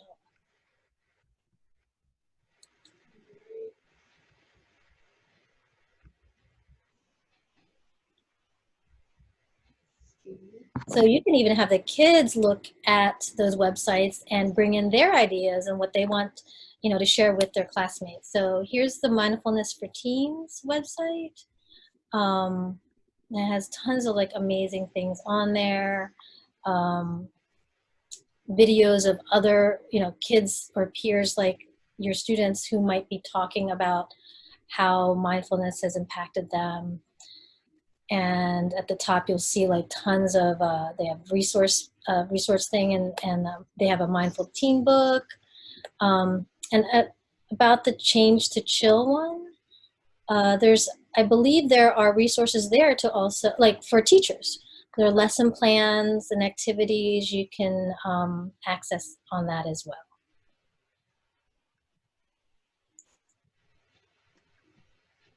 Thanks, Melissa. So the last other couple things for centering is very similar to Melissa. The Zentangles, the kids, they doodle anyway, and I think as adults, I think some of us doodle as well. And so the Zentangles, they really get, and they really like to use as a way to just even initiate their creative juices to get flowing. And they can even use that as like a springboard towards a bigger project. The other thing that I posted on here, or that I included on the slide, is Inktober. And I don't know if many of you know about it, but like this one, it was primarily started by this guy who was, I think, a graphic designer, and he put it out there to do like a one-word prompt for each day of October.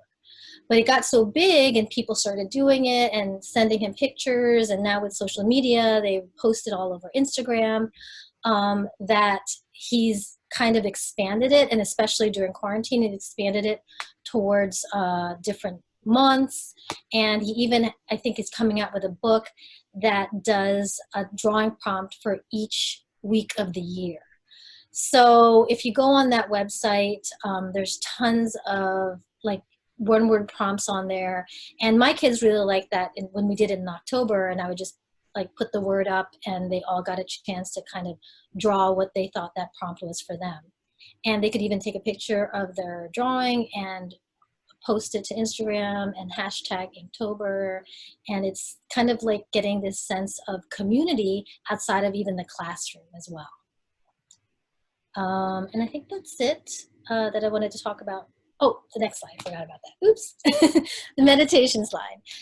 So it can be done in many ways, and the goal is just to be able to do it, to set even a little time just to be in the present, and to bring attention to something that is positive, even for a fleeting moment, even as something as basic as your breath, because that's something you always have anyway.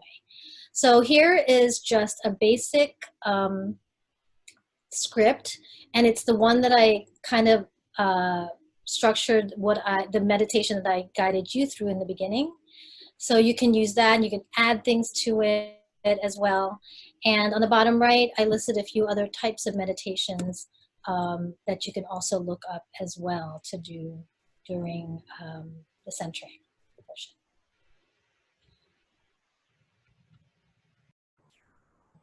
So the next part of our workshop will focus on the middle part of the class, the active art making part where the kids really want to get in there and start working on stuff.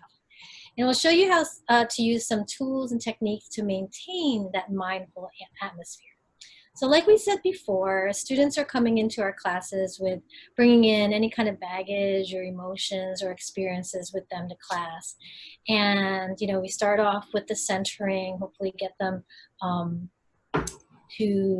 grounded to get started.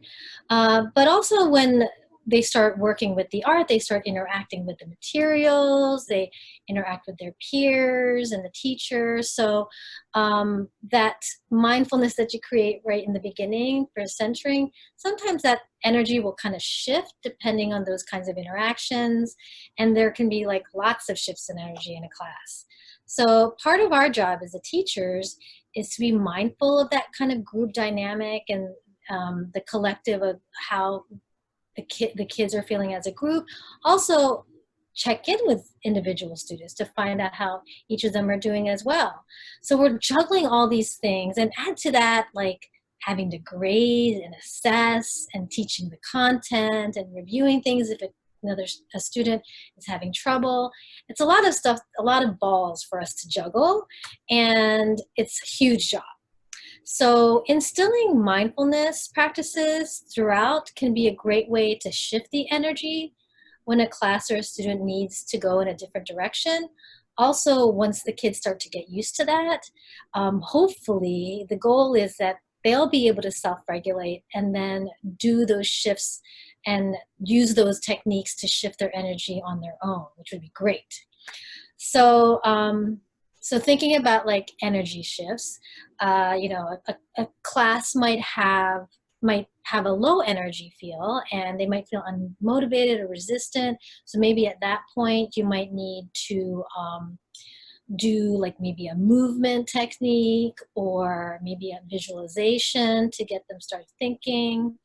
In another class, a student or the class might be very hyper and restless, so maybe that might be a time to maybe even pop in that video that Melissa showed us with that calming nature, visuals, and that sound energy that brings them a little bit more, you know, at a calm state. So there's all these different things you can do. The other things are like kids with low self-esteem, or who don't want to try a new technique or are afraid to fail. So, you know, having them focus on them, like fear of failure for one thing, is something that they're thinking of in the future that might happen rather than focusing on the now. So maybe getting them to do noticing, or maybe an I Spy or a noticing technique where they're looking at things in the present moment, examining things, taking the time to do that might help them forget about what could happen and rather and refocus into what could happen right at this moment. So we'd like to share with you guys some mindful strategies that work for us. These practices can be used as a consistent part of your class routine, or as the class is working, as a, you know, as an emergency or as need basis on particular days or with particular students, because, you know, we need all the help we can get. So they will be delivered according to specific developmental levels, like we said before, but remember, they can be adapted to any grade level by changing the language or delivery. So we'd like for you to try a couple with us today. And here on this slide, you can see that some of the techniques that Melissa's going to go over in lower elementary, the high energy or restless moments. She has a chair yoga technique. That'd be great for that. Cooling breath, mindful language, what kind of words and statements we can use to encourage that. In upper elementary, there's the increasing self-confidence through positive self-talk, power poses and affirmations. And in secondary, just go over, I'm going to talk a lot about like how in a secondary class it's a little more fluid, so maybe visualizations and sketching breaks to promote creativity for individual kids, talking about the language as well. I'm going to have you try out this 5-finger movement contour line lesson, and talking about positive peer critiques, and which parallel kind of like a loving kindness meditation as well. Now, for situations in which classes are going to be online, platforms should have a function where you can send private messages to students, and they can send it to teachers if they don't want to have discussions in a group, if they just want to do more individual private conferences. So it's a way to address the difficulty in having those private conferences that we used to have in person. So Melissa's going to share with us her first technique. Okay, great. Thanks, Marielle. All right. So one of the things I love to do with kids is chair yoga. And chair yoga is fantastic because they don't have to get out of their seats to do it. We'll pull up the slide. So we all have days where our students have a heightened state of energy and restlessness, and especially before the holiday. And who knows what they're going to come in with all the new teaching and things that they're going to be required to do. The kids in person will have to be wearing masks and have to be socially distant. And then the kids at home will be on their screen, and who knows what's happening in their home environment. So a lot of hyperactivity might be seen just from the conditions that we have, plus the normal restlessness that we see. So I wanted to take you through a series of yoga poses that we can do in chairs.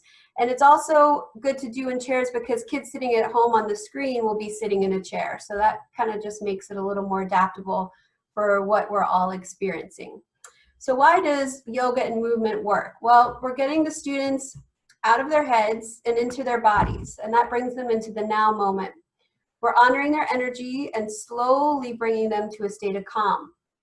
And the teachers learn to resonate with students and shift in energy together, because we all do them together. So it's like a collective experience. And then working out of the chair, rather than asking students to stand up, can prevent further excitement and contain their energy. And I know that from experience, because a couple times I've asked students to stand up and move around when they're already hyper, and that doesn't really work so much.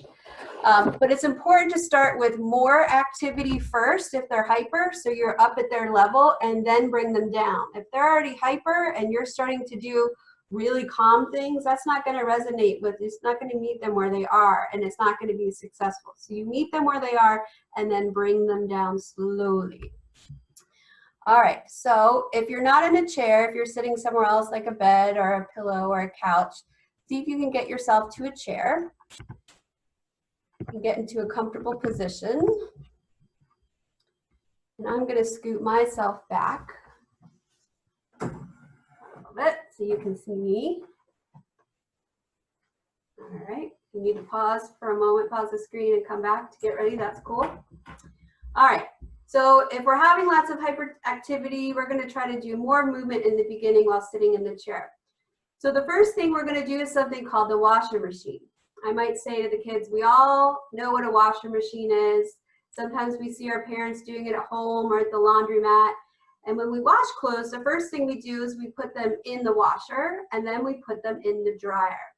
So let's all pretend, let's pick up our clothes, a big pile of clothes, and we're going to put it inside of the washing machine. And when we put it in, we're going to grab both of our hands like this with our elbows up. We're going to start to swish back and forth. And it's important that they're making noise with it too, because that adds another component of a release. So they can twist really fast, or they can go slowly, as long as they're twisting and moving and making a little bit of noise. Okay, then we can say pause. Good job washing those clothes. Now we're going to take the clothes out of the washing machine, grab them, put them down into the dryer. And when we dry the clothes tumble. So we're going to hold our hands in fists and we're going to start to roll them around. And I want you to hum. Take a deep breath in, blow it out, and the kids really like that, especially with making the noise. And you can do it as long or as short as you want, depending on how much time you have.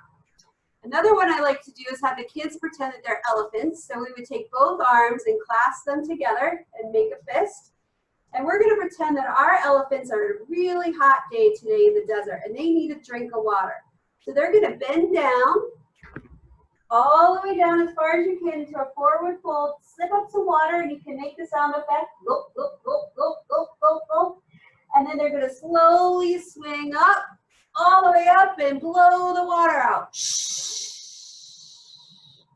So we're still moving, but we're slowing the movement down a little bit. Bend down again, elephant gets some water, glug, glug, glug, glug, glug, glug, glug, glug, glug, and then come up and blow it out. Excellent. Okay, hands down. Now the next one we're going to do is the cat-cow, and the kids like this one, and a lot of them know it. So you're going to sit with your legs forward. You're going to put your hands on your knees. Sorry, you can't see mine. But we're going to do the cow first and then go to the cat. So to do the cow, you're going to arch your back so your chest comes forward, shoulders go back, your head can lift a little bit, and we're going to say moo. Take a deep breath in and slowly bring it back and arch your back like a scared cat, elbows up to your ears, and say, you can hiss like a cat or you can have a meow, meow. Take a deep breath in. Come forward, chest forward, shoulders back, move. And then bring the shoulders back, up to the ears, back is arched, and meow. It's important to remind them to breathe while they're doing it so they're not holding their breath, but they love to do that one with the noises. The other one, we're gonna have the body a little more still, but we're gonna get some breath in there and some sound, is called lion's pose. So what we're gonna do in a moment is take a deep breath in, and when we breathe in, we're gonna look with our eyes up and we're gonna stick out our tongue. So when we breathe out, we're gonna say, and this is a really good anxiety releaser too. All right, so take a deep breath in together. Eyes go up, tongue goes out, and you can even have the kids roar like a lion. So let's try it again. Deep breath in. Eyes go up, tongue goes out. And they like doing that one too. And that's a really good release. And then after they've released that and their body's a little more still, you can ask them to go into resting pose for a moment, which means they put both of their arms kind of like this on the table, and they put their head down to one side, and they just rest, and they just breathe for about a moment. And then you can ask them to take their head back up and go right back to the artwork that they're doing. But it's a great break to take during art making if they're hyper. Okay, another great technique I have with the kids when they're hyper is another breathing technique, and this is called the cooling breath. And this is really good to reduce hyperactivity. And you can actually really feel the difference of the temperature when you're taking the breath in versus taking the breath out. So you're inhaling cool air and exhaling warm air, literally cooling down the temperature of your body. So we're gonna try it together first, and then I'll show you, talk about why it works. So to do this, we're gonna do the curling of the tongue. Now I know not everybody can do that, so there's a second option. But when you're saying, asking the kids to curl their tongue, you're gonna ask them to imagine that they are drinking out of a straw into a cool drink or liquid, like this, okay? If they can't curl their tongue, same visualization, they're drinking out of a straw, out of cool liquid, but they're gonna just purse their lips. And you actually get the same effect. So let's try it together. We're gonna breathe in through the straw. Notice how it feels cool in your tongue, it's crazy. And we're gonna close our mouth and breathe out through our nose. Okay, let's try it again. Breathe in. Out through our nose. I'm sorry, I messed up. Let's do the next one. Breathing in through the tongue and out through the mouth. So you can actually feel the change in the temperature, and that focus control helps to hone in on the restlessness and hyperactivity. So I'm going to share the slide with you. And an embarrassing picture of myself. But here is what it looks like for the cooling breath with the two choices. And on the left is the script that you can use with the kids for you to reference later. And again, telling the kids that their breath is like superpower empowers them. It gives them a sense of control and helps them to realize that our bodies are powerful. They are healing. And it doesn't take an extra tool to help us do it. They are actually amazing healing vessels that we can access. And our breath, depending on how we use it, can change the way that we feel. We get more oxygen in and carbon dioxide out, which relieves the stress. These breathing exercises, like the one we did, can support the parasympathetic nervous system and activate what is known as the relaxation response. This reduces stress and affects the body and the mind. So try it one day when you're stressed out and see if it works. All right, I also would like to share with you the idea of using, oh, I'm gonna have to exit first. Give me one moment and reshare.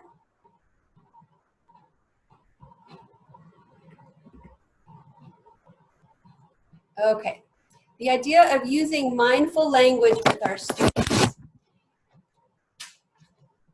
I'm sorry, we're going to talk about the self-confidence and the importance of positive self-talk. So a lot of kids don't know what positive self-talk is, especially if they come from a home environment where there's lots of negative talk and parents that are just really stressed out. So this is a skill that actually needs to be taught to most of our students. And when we're making artwork, a lot of times, especially with the older kids, the inner critic comes out. We start to judge ourselves, we start to be critical of our work, and that really hinders our ability to be creative. So I ask students to notice when you're working, if you start to think, oh, that's not good enough, or oh, that doesn't look good, or they start to doubt themselves, say to yourself, oh, there's the inner critic, she or he is here, and just notice it, acknowledge that it's there. And then once we know that it's there, we can counter that with positive self-talk. And that I tell kids that positive self-talk makes you feel good about yourself and in the things that are going on in your life. And that the way that we talk to ourselves is very, very important. The nicer, gentler, kinder we are to ourselves, the better that we feel. And the idea is like talking to your best friend. Talk to yourself the same way you would talk to them. So why does positive self-talk help? Well, it helps us to be aware of the inner critic, and that can be the first step to challenge negative thinking. And teaching them specific ways to talk to themselves in a positive way can give them a new vocabulary to use if they don't get it at home. Then they can spread this knowledge and this attitude as a gift to others, because kindness spreads. But it always starts with ourselves first. So we have to learn this skill ourselves. And then a lot of times I'll play the video that I've included below of this little guy named Colin, and he illustrates when he's getting frustrated with his work, the two voices, the negative self-talk and the positive self-talk, and how he chooses to listen to the positive. So you guys can listen to that one or watch that at your leisure if you're interested in sharing that with your kids. All right, the next thing I'd like to share with you are the power poses. And if you have not watched Amy Cuddy's video yet about power poses, I highly recommend it. I put the link on the left for the YouTube site. She is amazing. But this is really good to use if your students are showing a lack of confidence, low energy, or just really apathetic about what they're doing. All of that is a sign that the inner critic might be present. And so as teachers, we can use our mindfulness tools to help shift their experience to promote strength, willingness, and empowerment. So Amy Cuddy's idea is the way that this works is because our body posture and the way that we hold ourselves greatly affects how we feel. So in a moment, we're going to just try that together. So the inner critic, or negative self-talk, can affect us energetically. We start to collapse internally. A lot of times our shoulders get low, our back gets arched, our posture gets really poor. And you can notice that in your students. So Amy Cuddy says if you tweak nonverbal behaviors in easy ways for short periods of time, it will make you feel more powerful from psychological changes in your body. The poses that we choose to hold in our bodies can provide shifts and promote a more positive experience. So let's give a try of this together. Switch the screen. All right, so I'd like everybody to stand up and just pay attention to how you feel. Put your feet shoulder width apart, hands on your hip, and begin to stick your chest out like a superhero. It's very important that you really push your chest out as far as possible. You can have your elbows go back, your shoulders go down, and a hip stance. You can envision a superhero of your choice if you want to kind of get you more into the moment. All right, close your eyes for a moment and just see how the energy kind of already shifts in your body. Take a deep breath in and out. When we're standing in this type of pose, we're in a place of power, a place of openness, being present to our bigger creator self. And notice if you feel a little silly or a little bit discomfort, but just notice it and continue to hold the pose. You could even say things out loud to the students like, I am an artist, and have them repeat. You could say, I am powerful, a powerful creative being. I am in touch with my creative force. And just keep on asking them to breathe and hold. Now let your arms come down by your sides and start to move around your space with your chest still out. You can bend your knees or keep your legs straight. Just think about power. Take up space. Sometimes I let the kids move around the room if I feel like the group is safe enough. Because when the critic comes on the scene, we often shrink. So the more space we're taking up and expansive we are, that inner critic can disappear and go away. Find the edges, the corners of the space that you're in, and get as big as possible. Be big with your alive, creative energy. And go ahead and close your eyes, take a deep breath in. Sense yourself, your body, and just be what came in the shift. Good job. Awesome. So you can do this at any point during the class when you feel that the inner critic has come and taken over.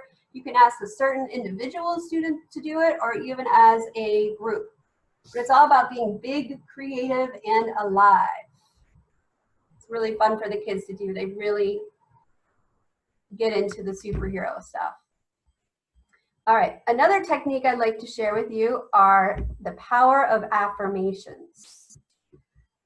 Here comes my screen.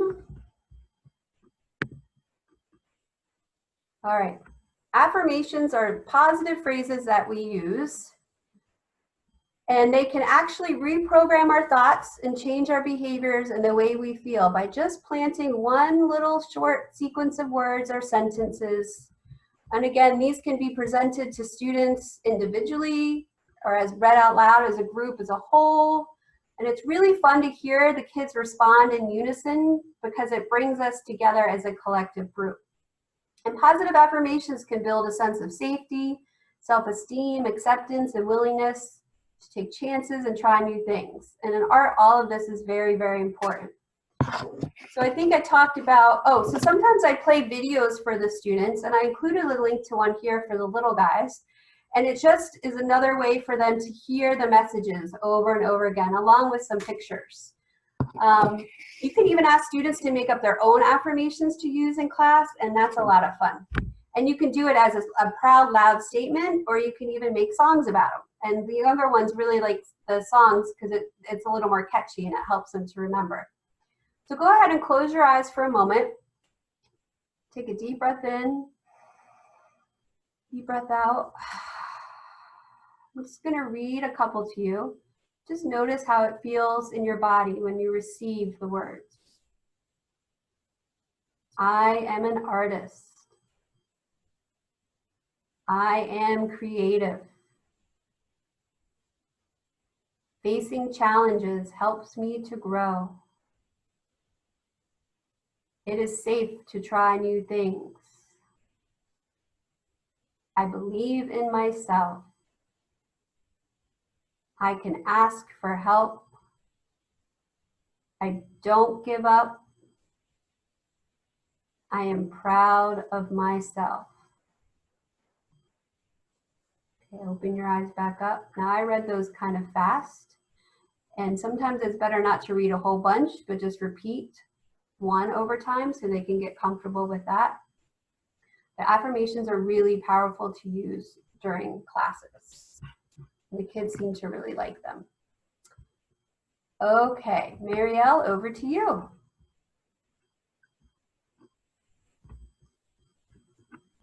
Thanks, Melissa. Okay, so I want to talk about how teaching art to teens and during this middle time period where they're working, a lot of times in a secondary class, several of them might be working on different kinds of projects, and it's a more independent feel to the room where, you know, they know where to get materials. They are often, a lot of times they have their little headphones on and they're really working really hard. So, you know, our role becomes, like I said before, as more of a guide and support to help them manage their work, but most importantly to guide them to execute their ideas in more meaningful and personal ways and still staying true to who they are. There isn't always as much in-depth art teaching of fundamentals, aside from showing them like new techniques, to expand on the ones that they already have, or just reviewing fundamentals. Also, the kids usually are there because they want to be. So they already have that intrinsic motivation to do some artwork. If you have a secondary class that's an introductory class, you might need to definitely add a little more structure, but your interactions with them, conversations with them, are kind of similar to no matter what level they're on. And when interacting and communicating with them in mindful ways, it's just kind of, it's very similar. I love the affirmations that Melissa had just shown, and with teenagers, it's really still important because during the teenage years, there seems to be, especially with the girls, there's an uptick in self-esteem issues and just confidence. So I think you could take what Melissa had shared previously and just carry it on into with the secondary kids as well. When incorporating mindfulness language, the tone becomes really, really important. Like we said before, art making is inherently mindful, and in the process of engaging in the idea generation and art making, using words that reference being in the moment to help them be in the moment is very mindful in and of itself. So a lot of times with my students, you know, they'll all be kind of like working, and I'll kind of walk around and kind of touch base with them and use like certain words to have them focus on certain aspects of their work in that moment. We want to empower them to experience the benefit of letting go outside concerns, to be more in the moment and engaging in the art process. So sometimes I'll use words like, notice what you're doing in this area of your painting.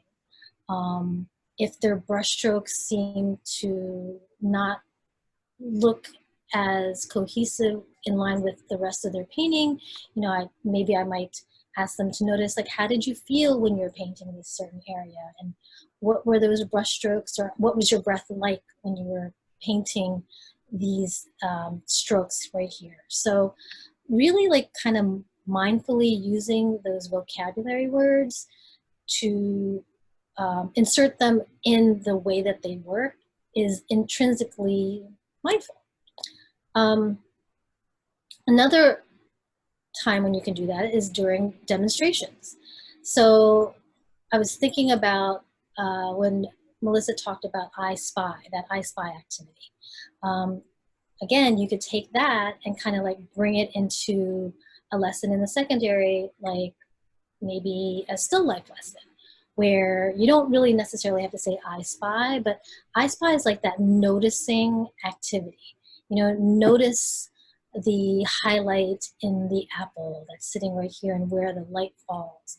So really using that conversation with your students about using, you know, your senses, noticing in what's in front of them right there in that moment, noticing the examples, and even asking them to tell you what they notice, or even each other. So you can make it a collective thing or like a group activity where the kids can either do it all together as a group, or they can break it into like smaller groups to do that and do it with each other.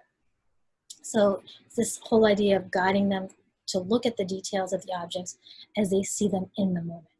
And this will center them in their present.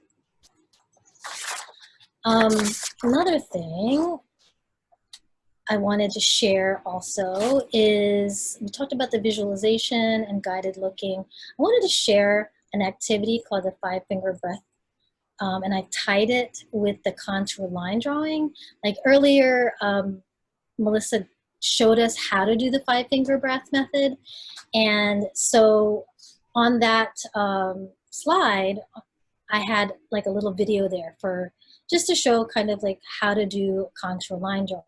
But I thought it would be kind of neat to pair the 5-finger breath with the contour line drawing. So if you have any materials there with you, we'll give you like a few minutes to grab. You can pause it here and or pause it after you know, you get all your materials and drawing or your paper, and we're going to do a little contour line drawing using the 5-finger breath method. So you can pause it now. I'll give you a couple minutes. Then when you're ready, you're going to have your drawing material, set yourself up, and you're going to use your hand. Just like we started earlier, or what Melissa did, let's start off first with the 5-finger breath. That way, your body and your breath kind of get centered to the very moment, and you get grounded to what you're about to do. So, taking your index finger and starting off at a certain start-off point. You can start here. If you're more comfortable over here, you can do that. But I usually start at the base of my thumb, and noticing how, even what your skin feels like as you move your index finger up the side of your thumb.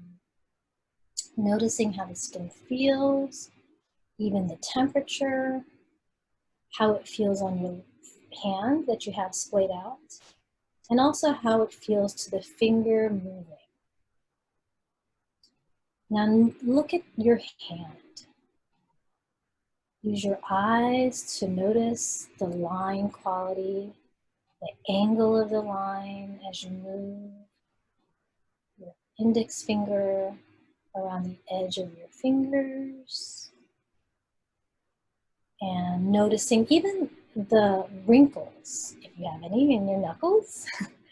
I'm a little older, so I do have some wrinkles.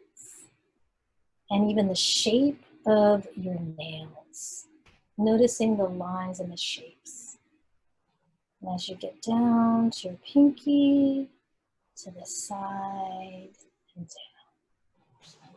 Now, we're going to do it one more time. Now we're going to add the breath to it.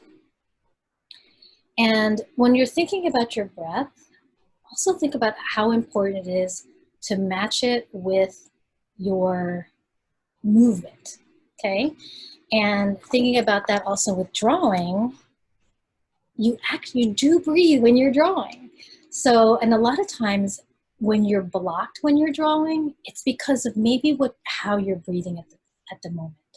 So we're going to do a little, do our 5-finger breath again, and we're going to practice our breath to go with it. So starting off, breathing up. So inhaling, you get to the tip of your thumb, and exhale when you go down. Inhaling as you get to the top, exhaling as you go down. Inhaling, and then exhaling. Inhaling, and then exhaling. Inhaling, and then exhaling all the way up the side of your arm. And you can do. Now, depending on, gauge your students. And even they could do this on their own once they've learned it. But gauge how they feel. Do they need to do it again? Do they have to go slower?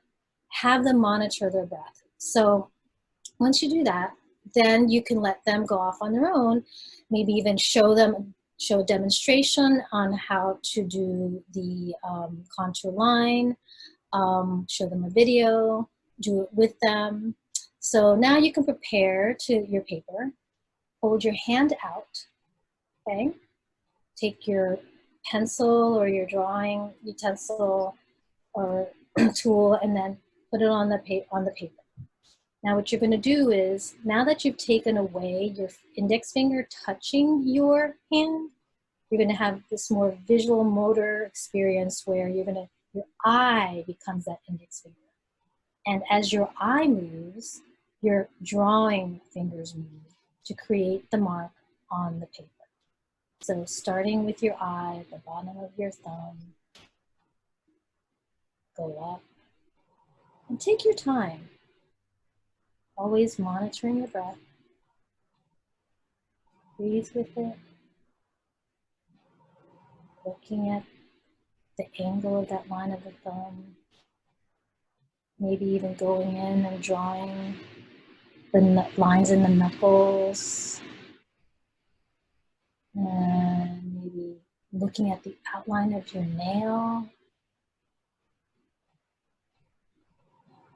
And going back around, noticing that curve of the inside of your thumb.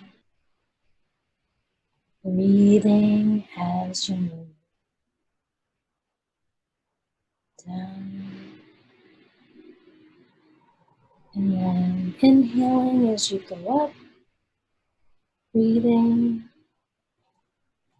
taking the time to notice your breath as you draw, looking at the lines. And it's okay if you start to get distracted. You can stop your movement and then just come back to it again. Down the other finger, back up, maybe the knuckles, the lines. This is just a warm-up. It can just be a warm-up just to get us to breathe. Sometimes I notice I even stop it. I hold my breath when I'm drawing. And sometimes I notice what that line looks like. It doesn't look so great. So I realize that I really need to breathe so that my lines look more fluid.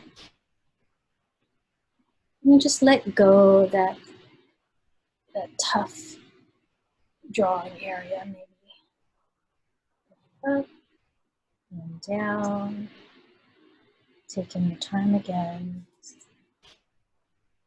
Going around. Remember the nails and the knuckles. Back down.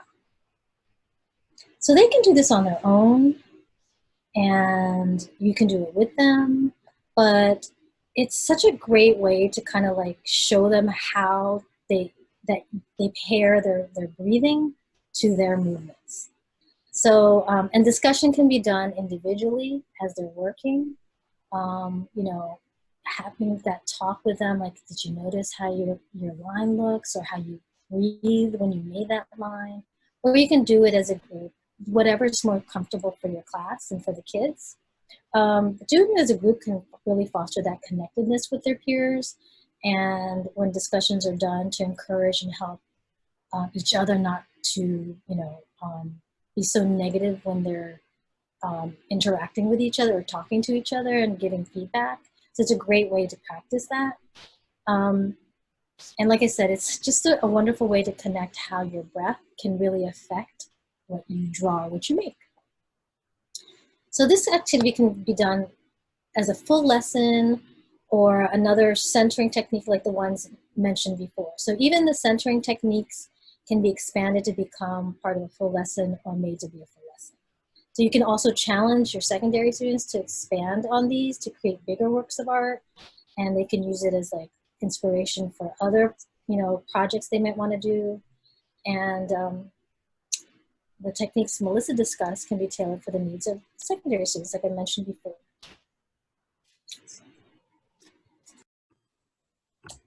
So closing a class can be so different than the beginning. Sometimes it seems that the beginning is much more organized than what happens at the end. We get caught up in the work. Sometimes I forget the time, and the kids will have to remind me, oh, it's time to clean up, which isn't bad because they're working and they're really into the creative process. But there has to be a time when we find the time to close. So maybe even cleanup ends up being longer than expected, but to try to make sure that we're mindful of the time period so that they have time to clean up. But that's okay, because closing can also be done quickly as well.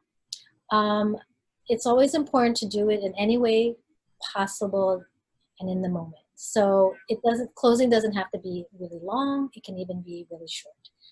And it provides the student with a sense that they have been seen and heard, allows them to acknowledge what they've done, celebrate what they've done, helps them learn to stop, and starts to prepare them for the next thing by being in the moment. It also helps them to connect how the act of art making shifts their feelings and what it was like for them from the start of class compared to how it is at the end. So here are some techniques we're going to cover.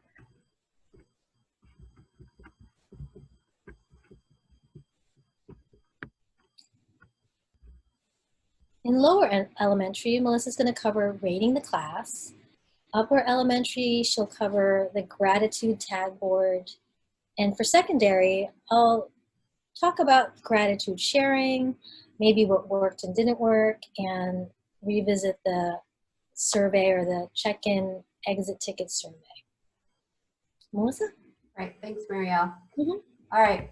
So one of the things that I love to do with my kinders, first graders, the younger elementary kids is something called rating the class. And the reason why this works is students are given a chance to have their options seen and to be heard at the end of class, which is kind of nice. Once they're clean and back in their seats, they're able to voice how they've been feeling. It gives them a quick way to reflect on their own personal experience about whether they liked it or didn't like it. And the rating the things with others can also give them a sense of belonging as a part of the community, because they're doing a group collection and they can look around to see how other people felt. And even though we all did the same thing, they might feel a little bit different. So that's kind of cool. And they're also able to be honest with me, so they can see that I can receive when they like something or don't like something. And they can be honest about the way that they feel, which honors their autonomy and their self-respect. So it's super simple, kind of like when I'm walking out the door or when they're lining up, I'll say to them, okay, everybody, it's time to rate the class. If you love today's activity, give me a thumbs up.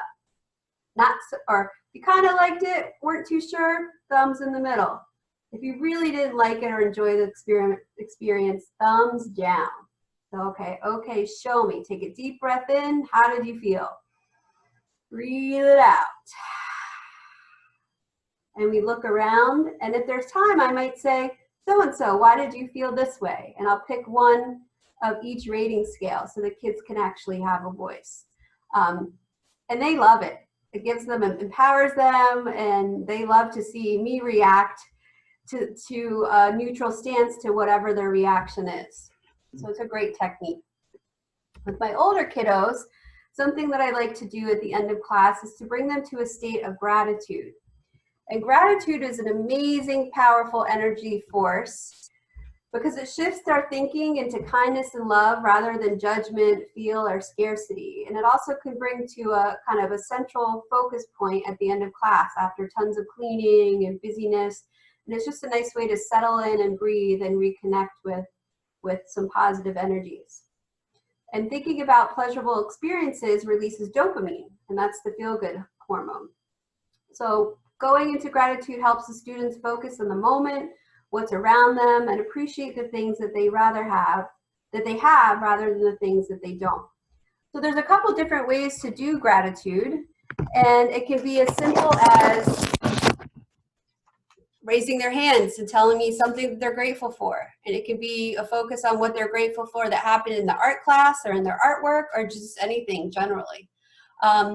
If you want the kids to do more like an exit ticket response where it's quiet and they're writing on a piece of paper and turning that in, that's a great idea.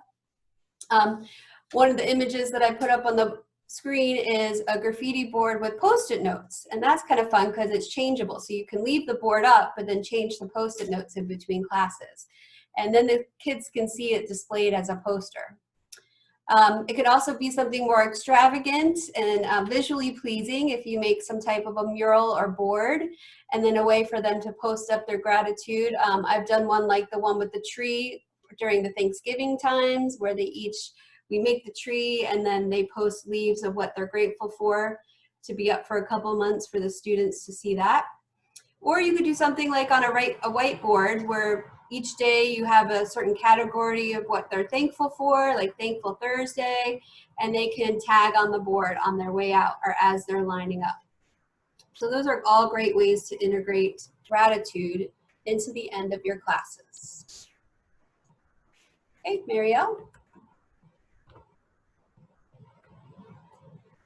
Thanks, Melissa. So depending on time constraints, closing can be done individually as you conference with the kids when you're walking around and, maybe even reminding them it's time to clean up. Or you can do it as a group as well.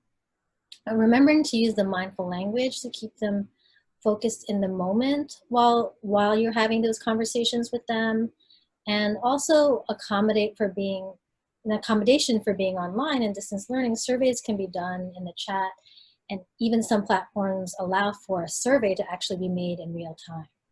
So some of the things you might want to talk about during closing time with them, getting used to the critique model and how to provide positive critiques.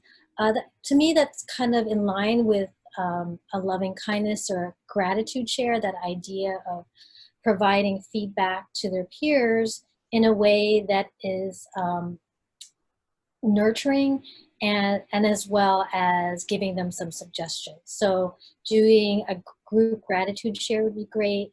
If there are some kids who are not comfortable with that, there's always a way to, you know, if you're in class and are able to, and it's safe, write it down on a piece of paper, just like the gratitude boards that Melissa just showed you. I actually had one of those trees in the hallway. We had my students, a couple of my students painted a big, huge tree, and as the seasons changed, we added like either green leaves for the summer, and they would write something on there, or blossoms for the spring, like cherry blossoms for the spring. And during the winter time, they'd add like snowflakes, things like that, and they could write it on the snowflake and tack it to the tree.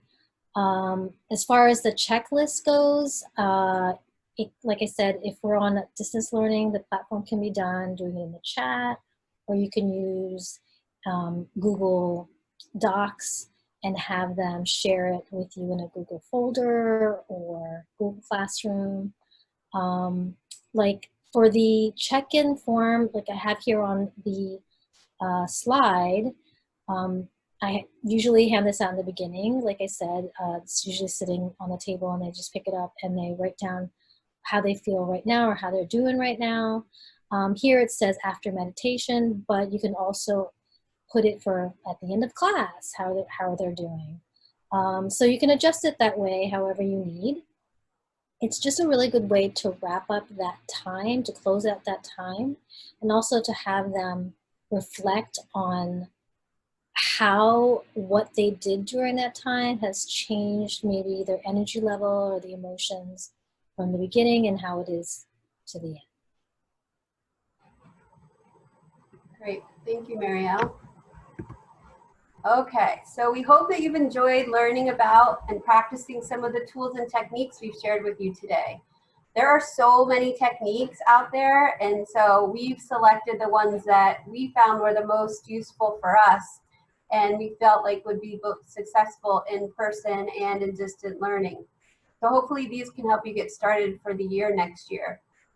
Marielle and I have also compiled some resources for you to explore further that we're going to share with you now on the screen. We've also included our contact information so that you can reach out to us at any point. You can use this as guides, and we can collaborate together in this upcoming school year. So let's check out some of the resources we gathered.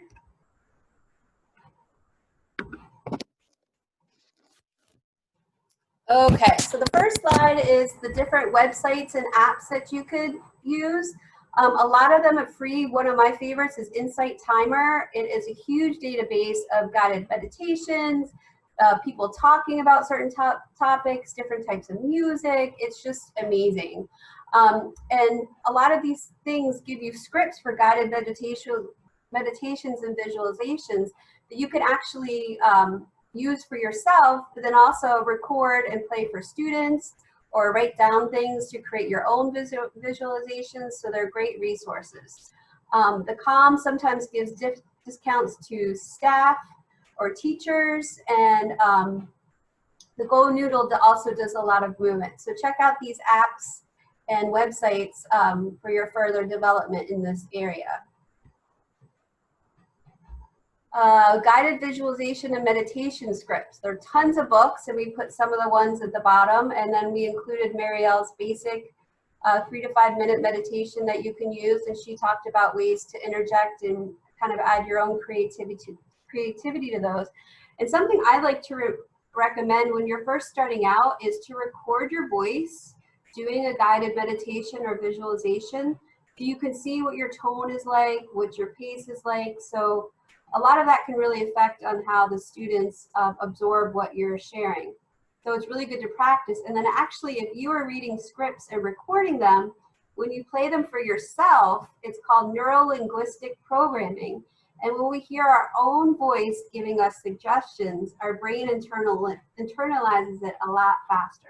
So that's a neat experience to experiment with as well.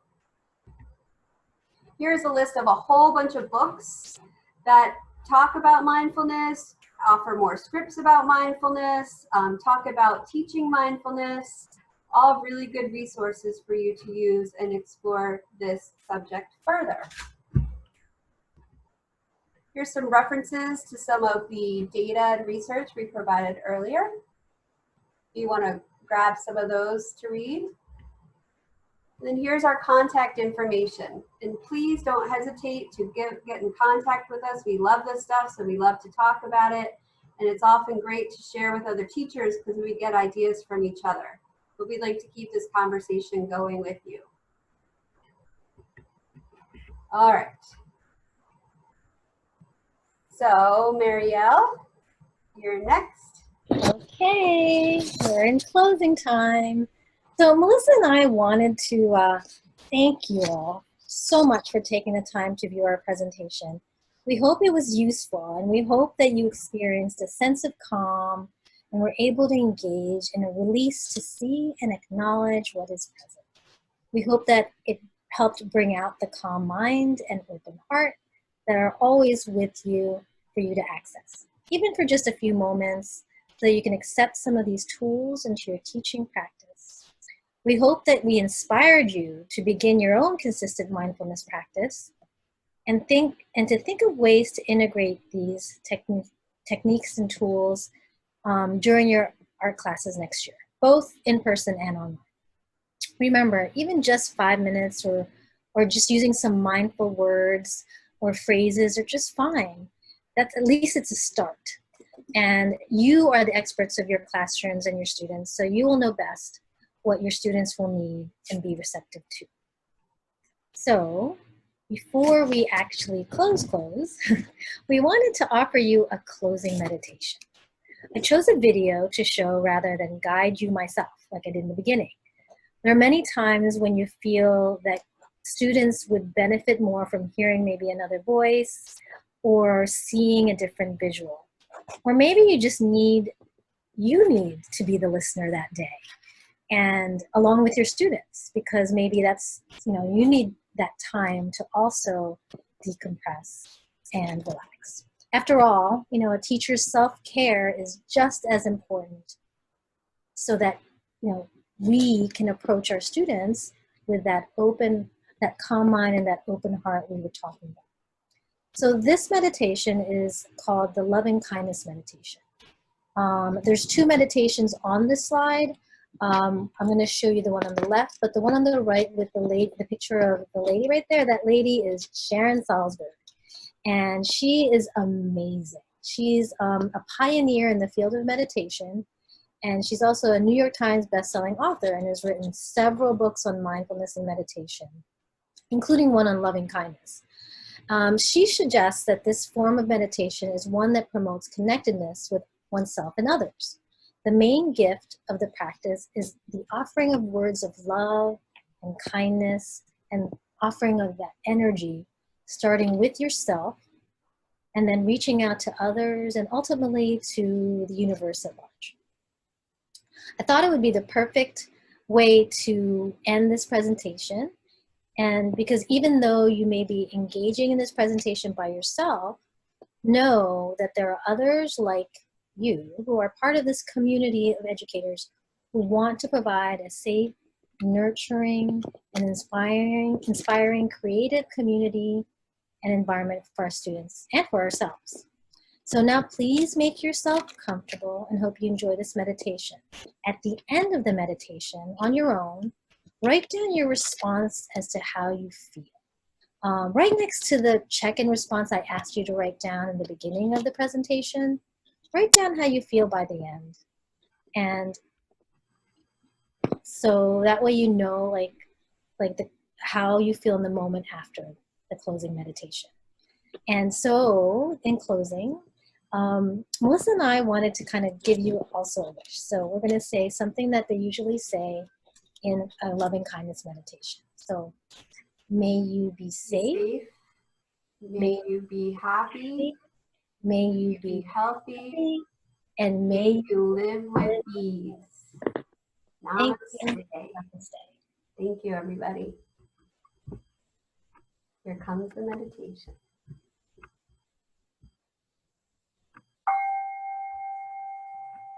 Sit or lie down on your back and make yourself comfortable.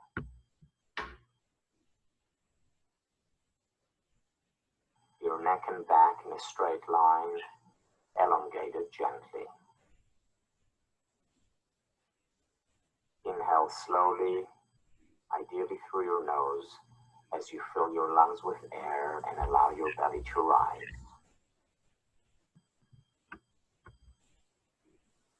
And then let out the air and allow your belly and chest to drop.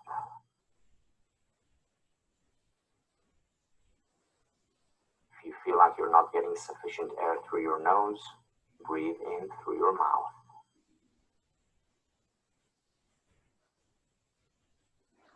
Slow, gentle, deep inhalation, followed by slow, gentle, long exhalation.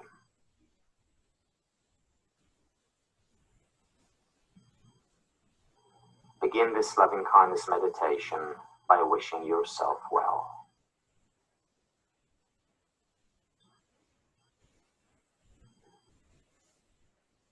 May I be happy. May I be healthy. May I be safe. May I live with ease.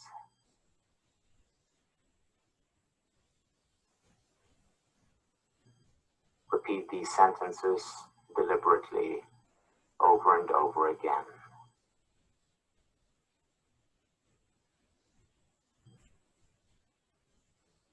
May I be happy. May I be healthy. May I be safe. May I live with ease.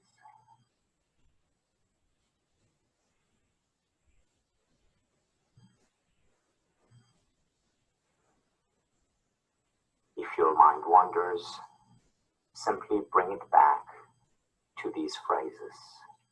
May I be happy. May I be healthy. May I be safe. May I live with ease.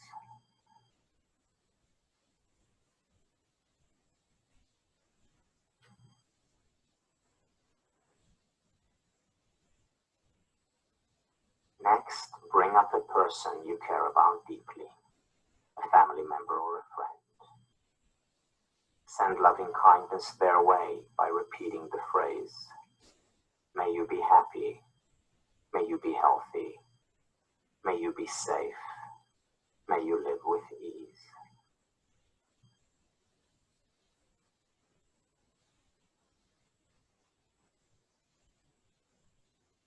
Repeat the phrase with full intention. May you be happy, may you be healthy, may you be safe, may you live with ease.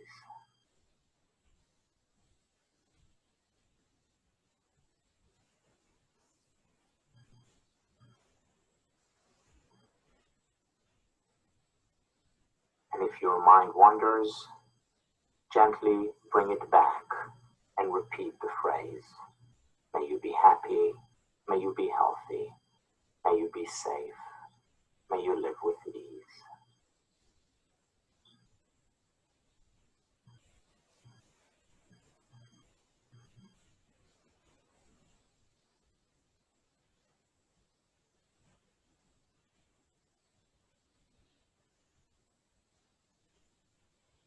And now expand your circle of loving kindness to everyone, those you know and those you don't.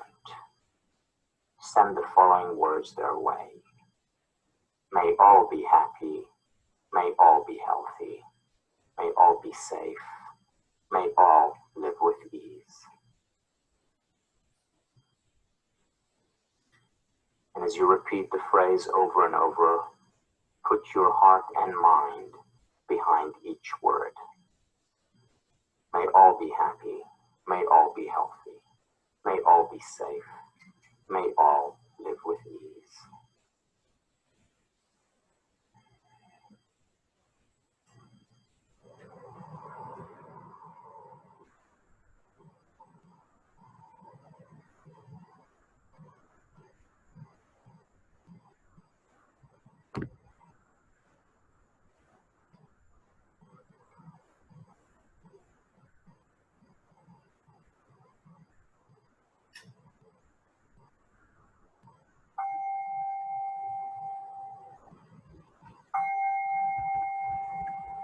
sit or lie down on your back.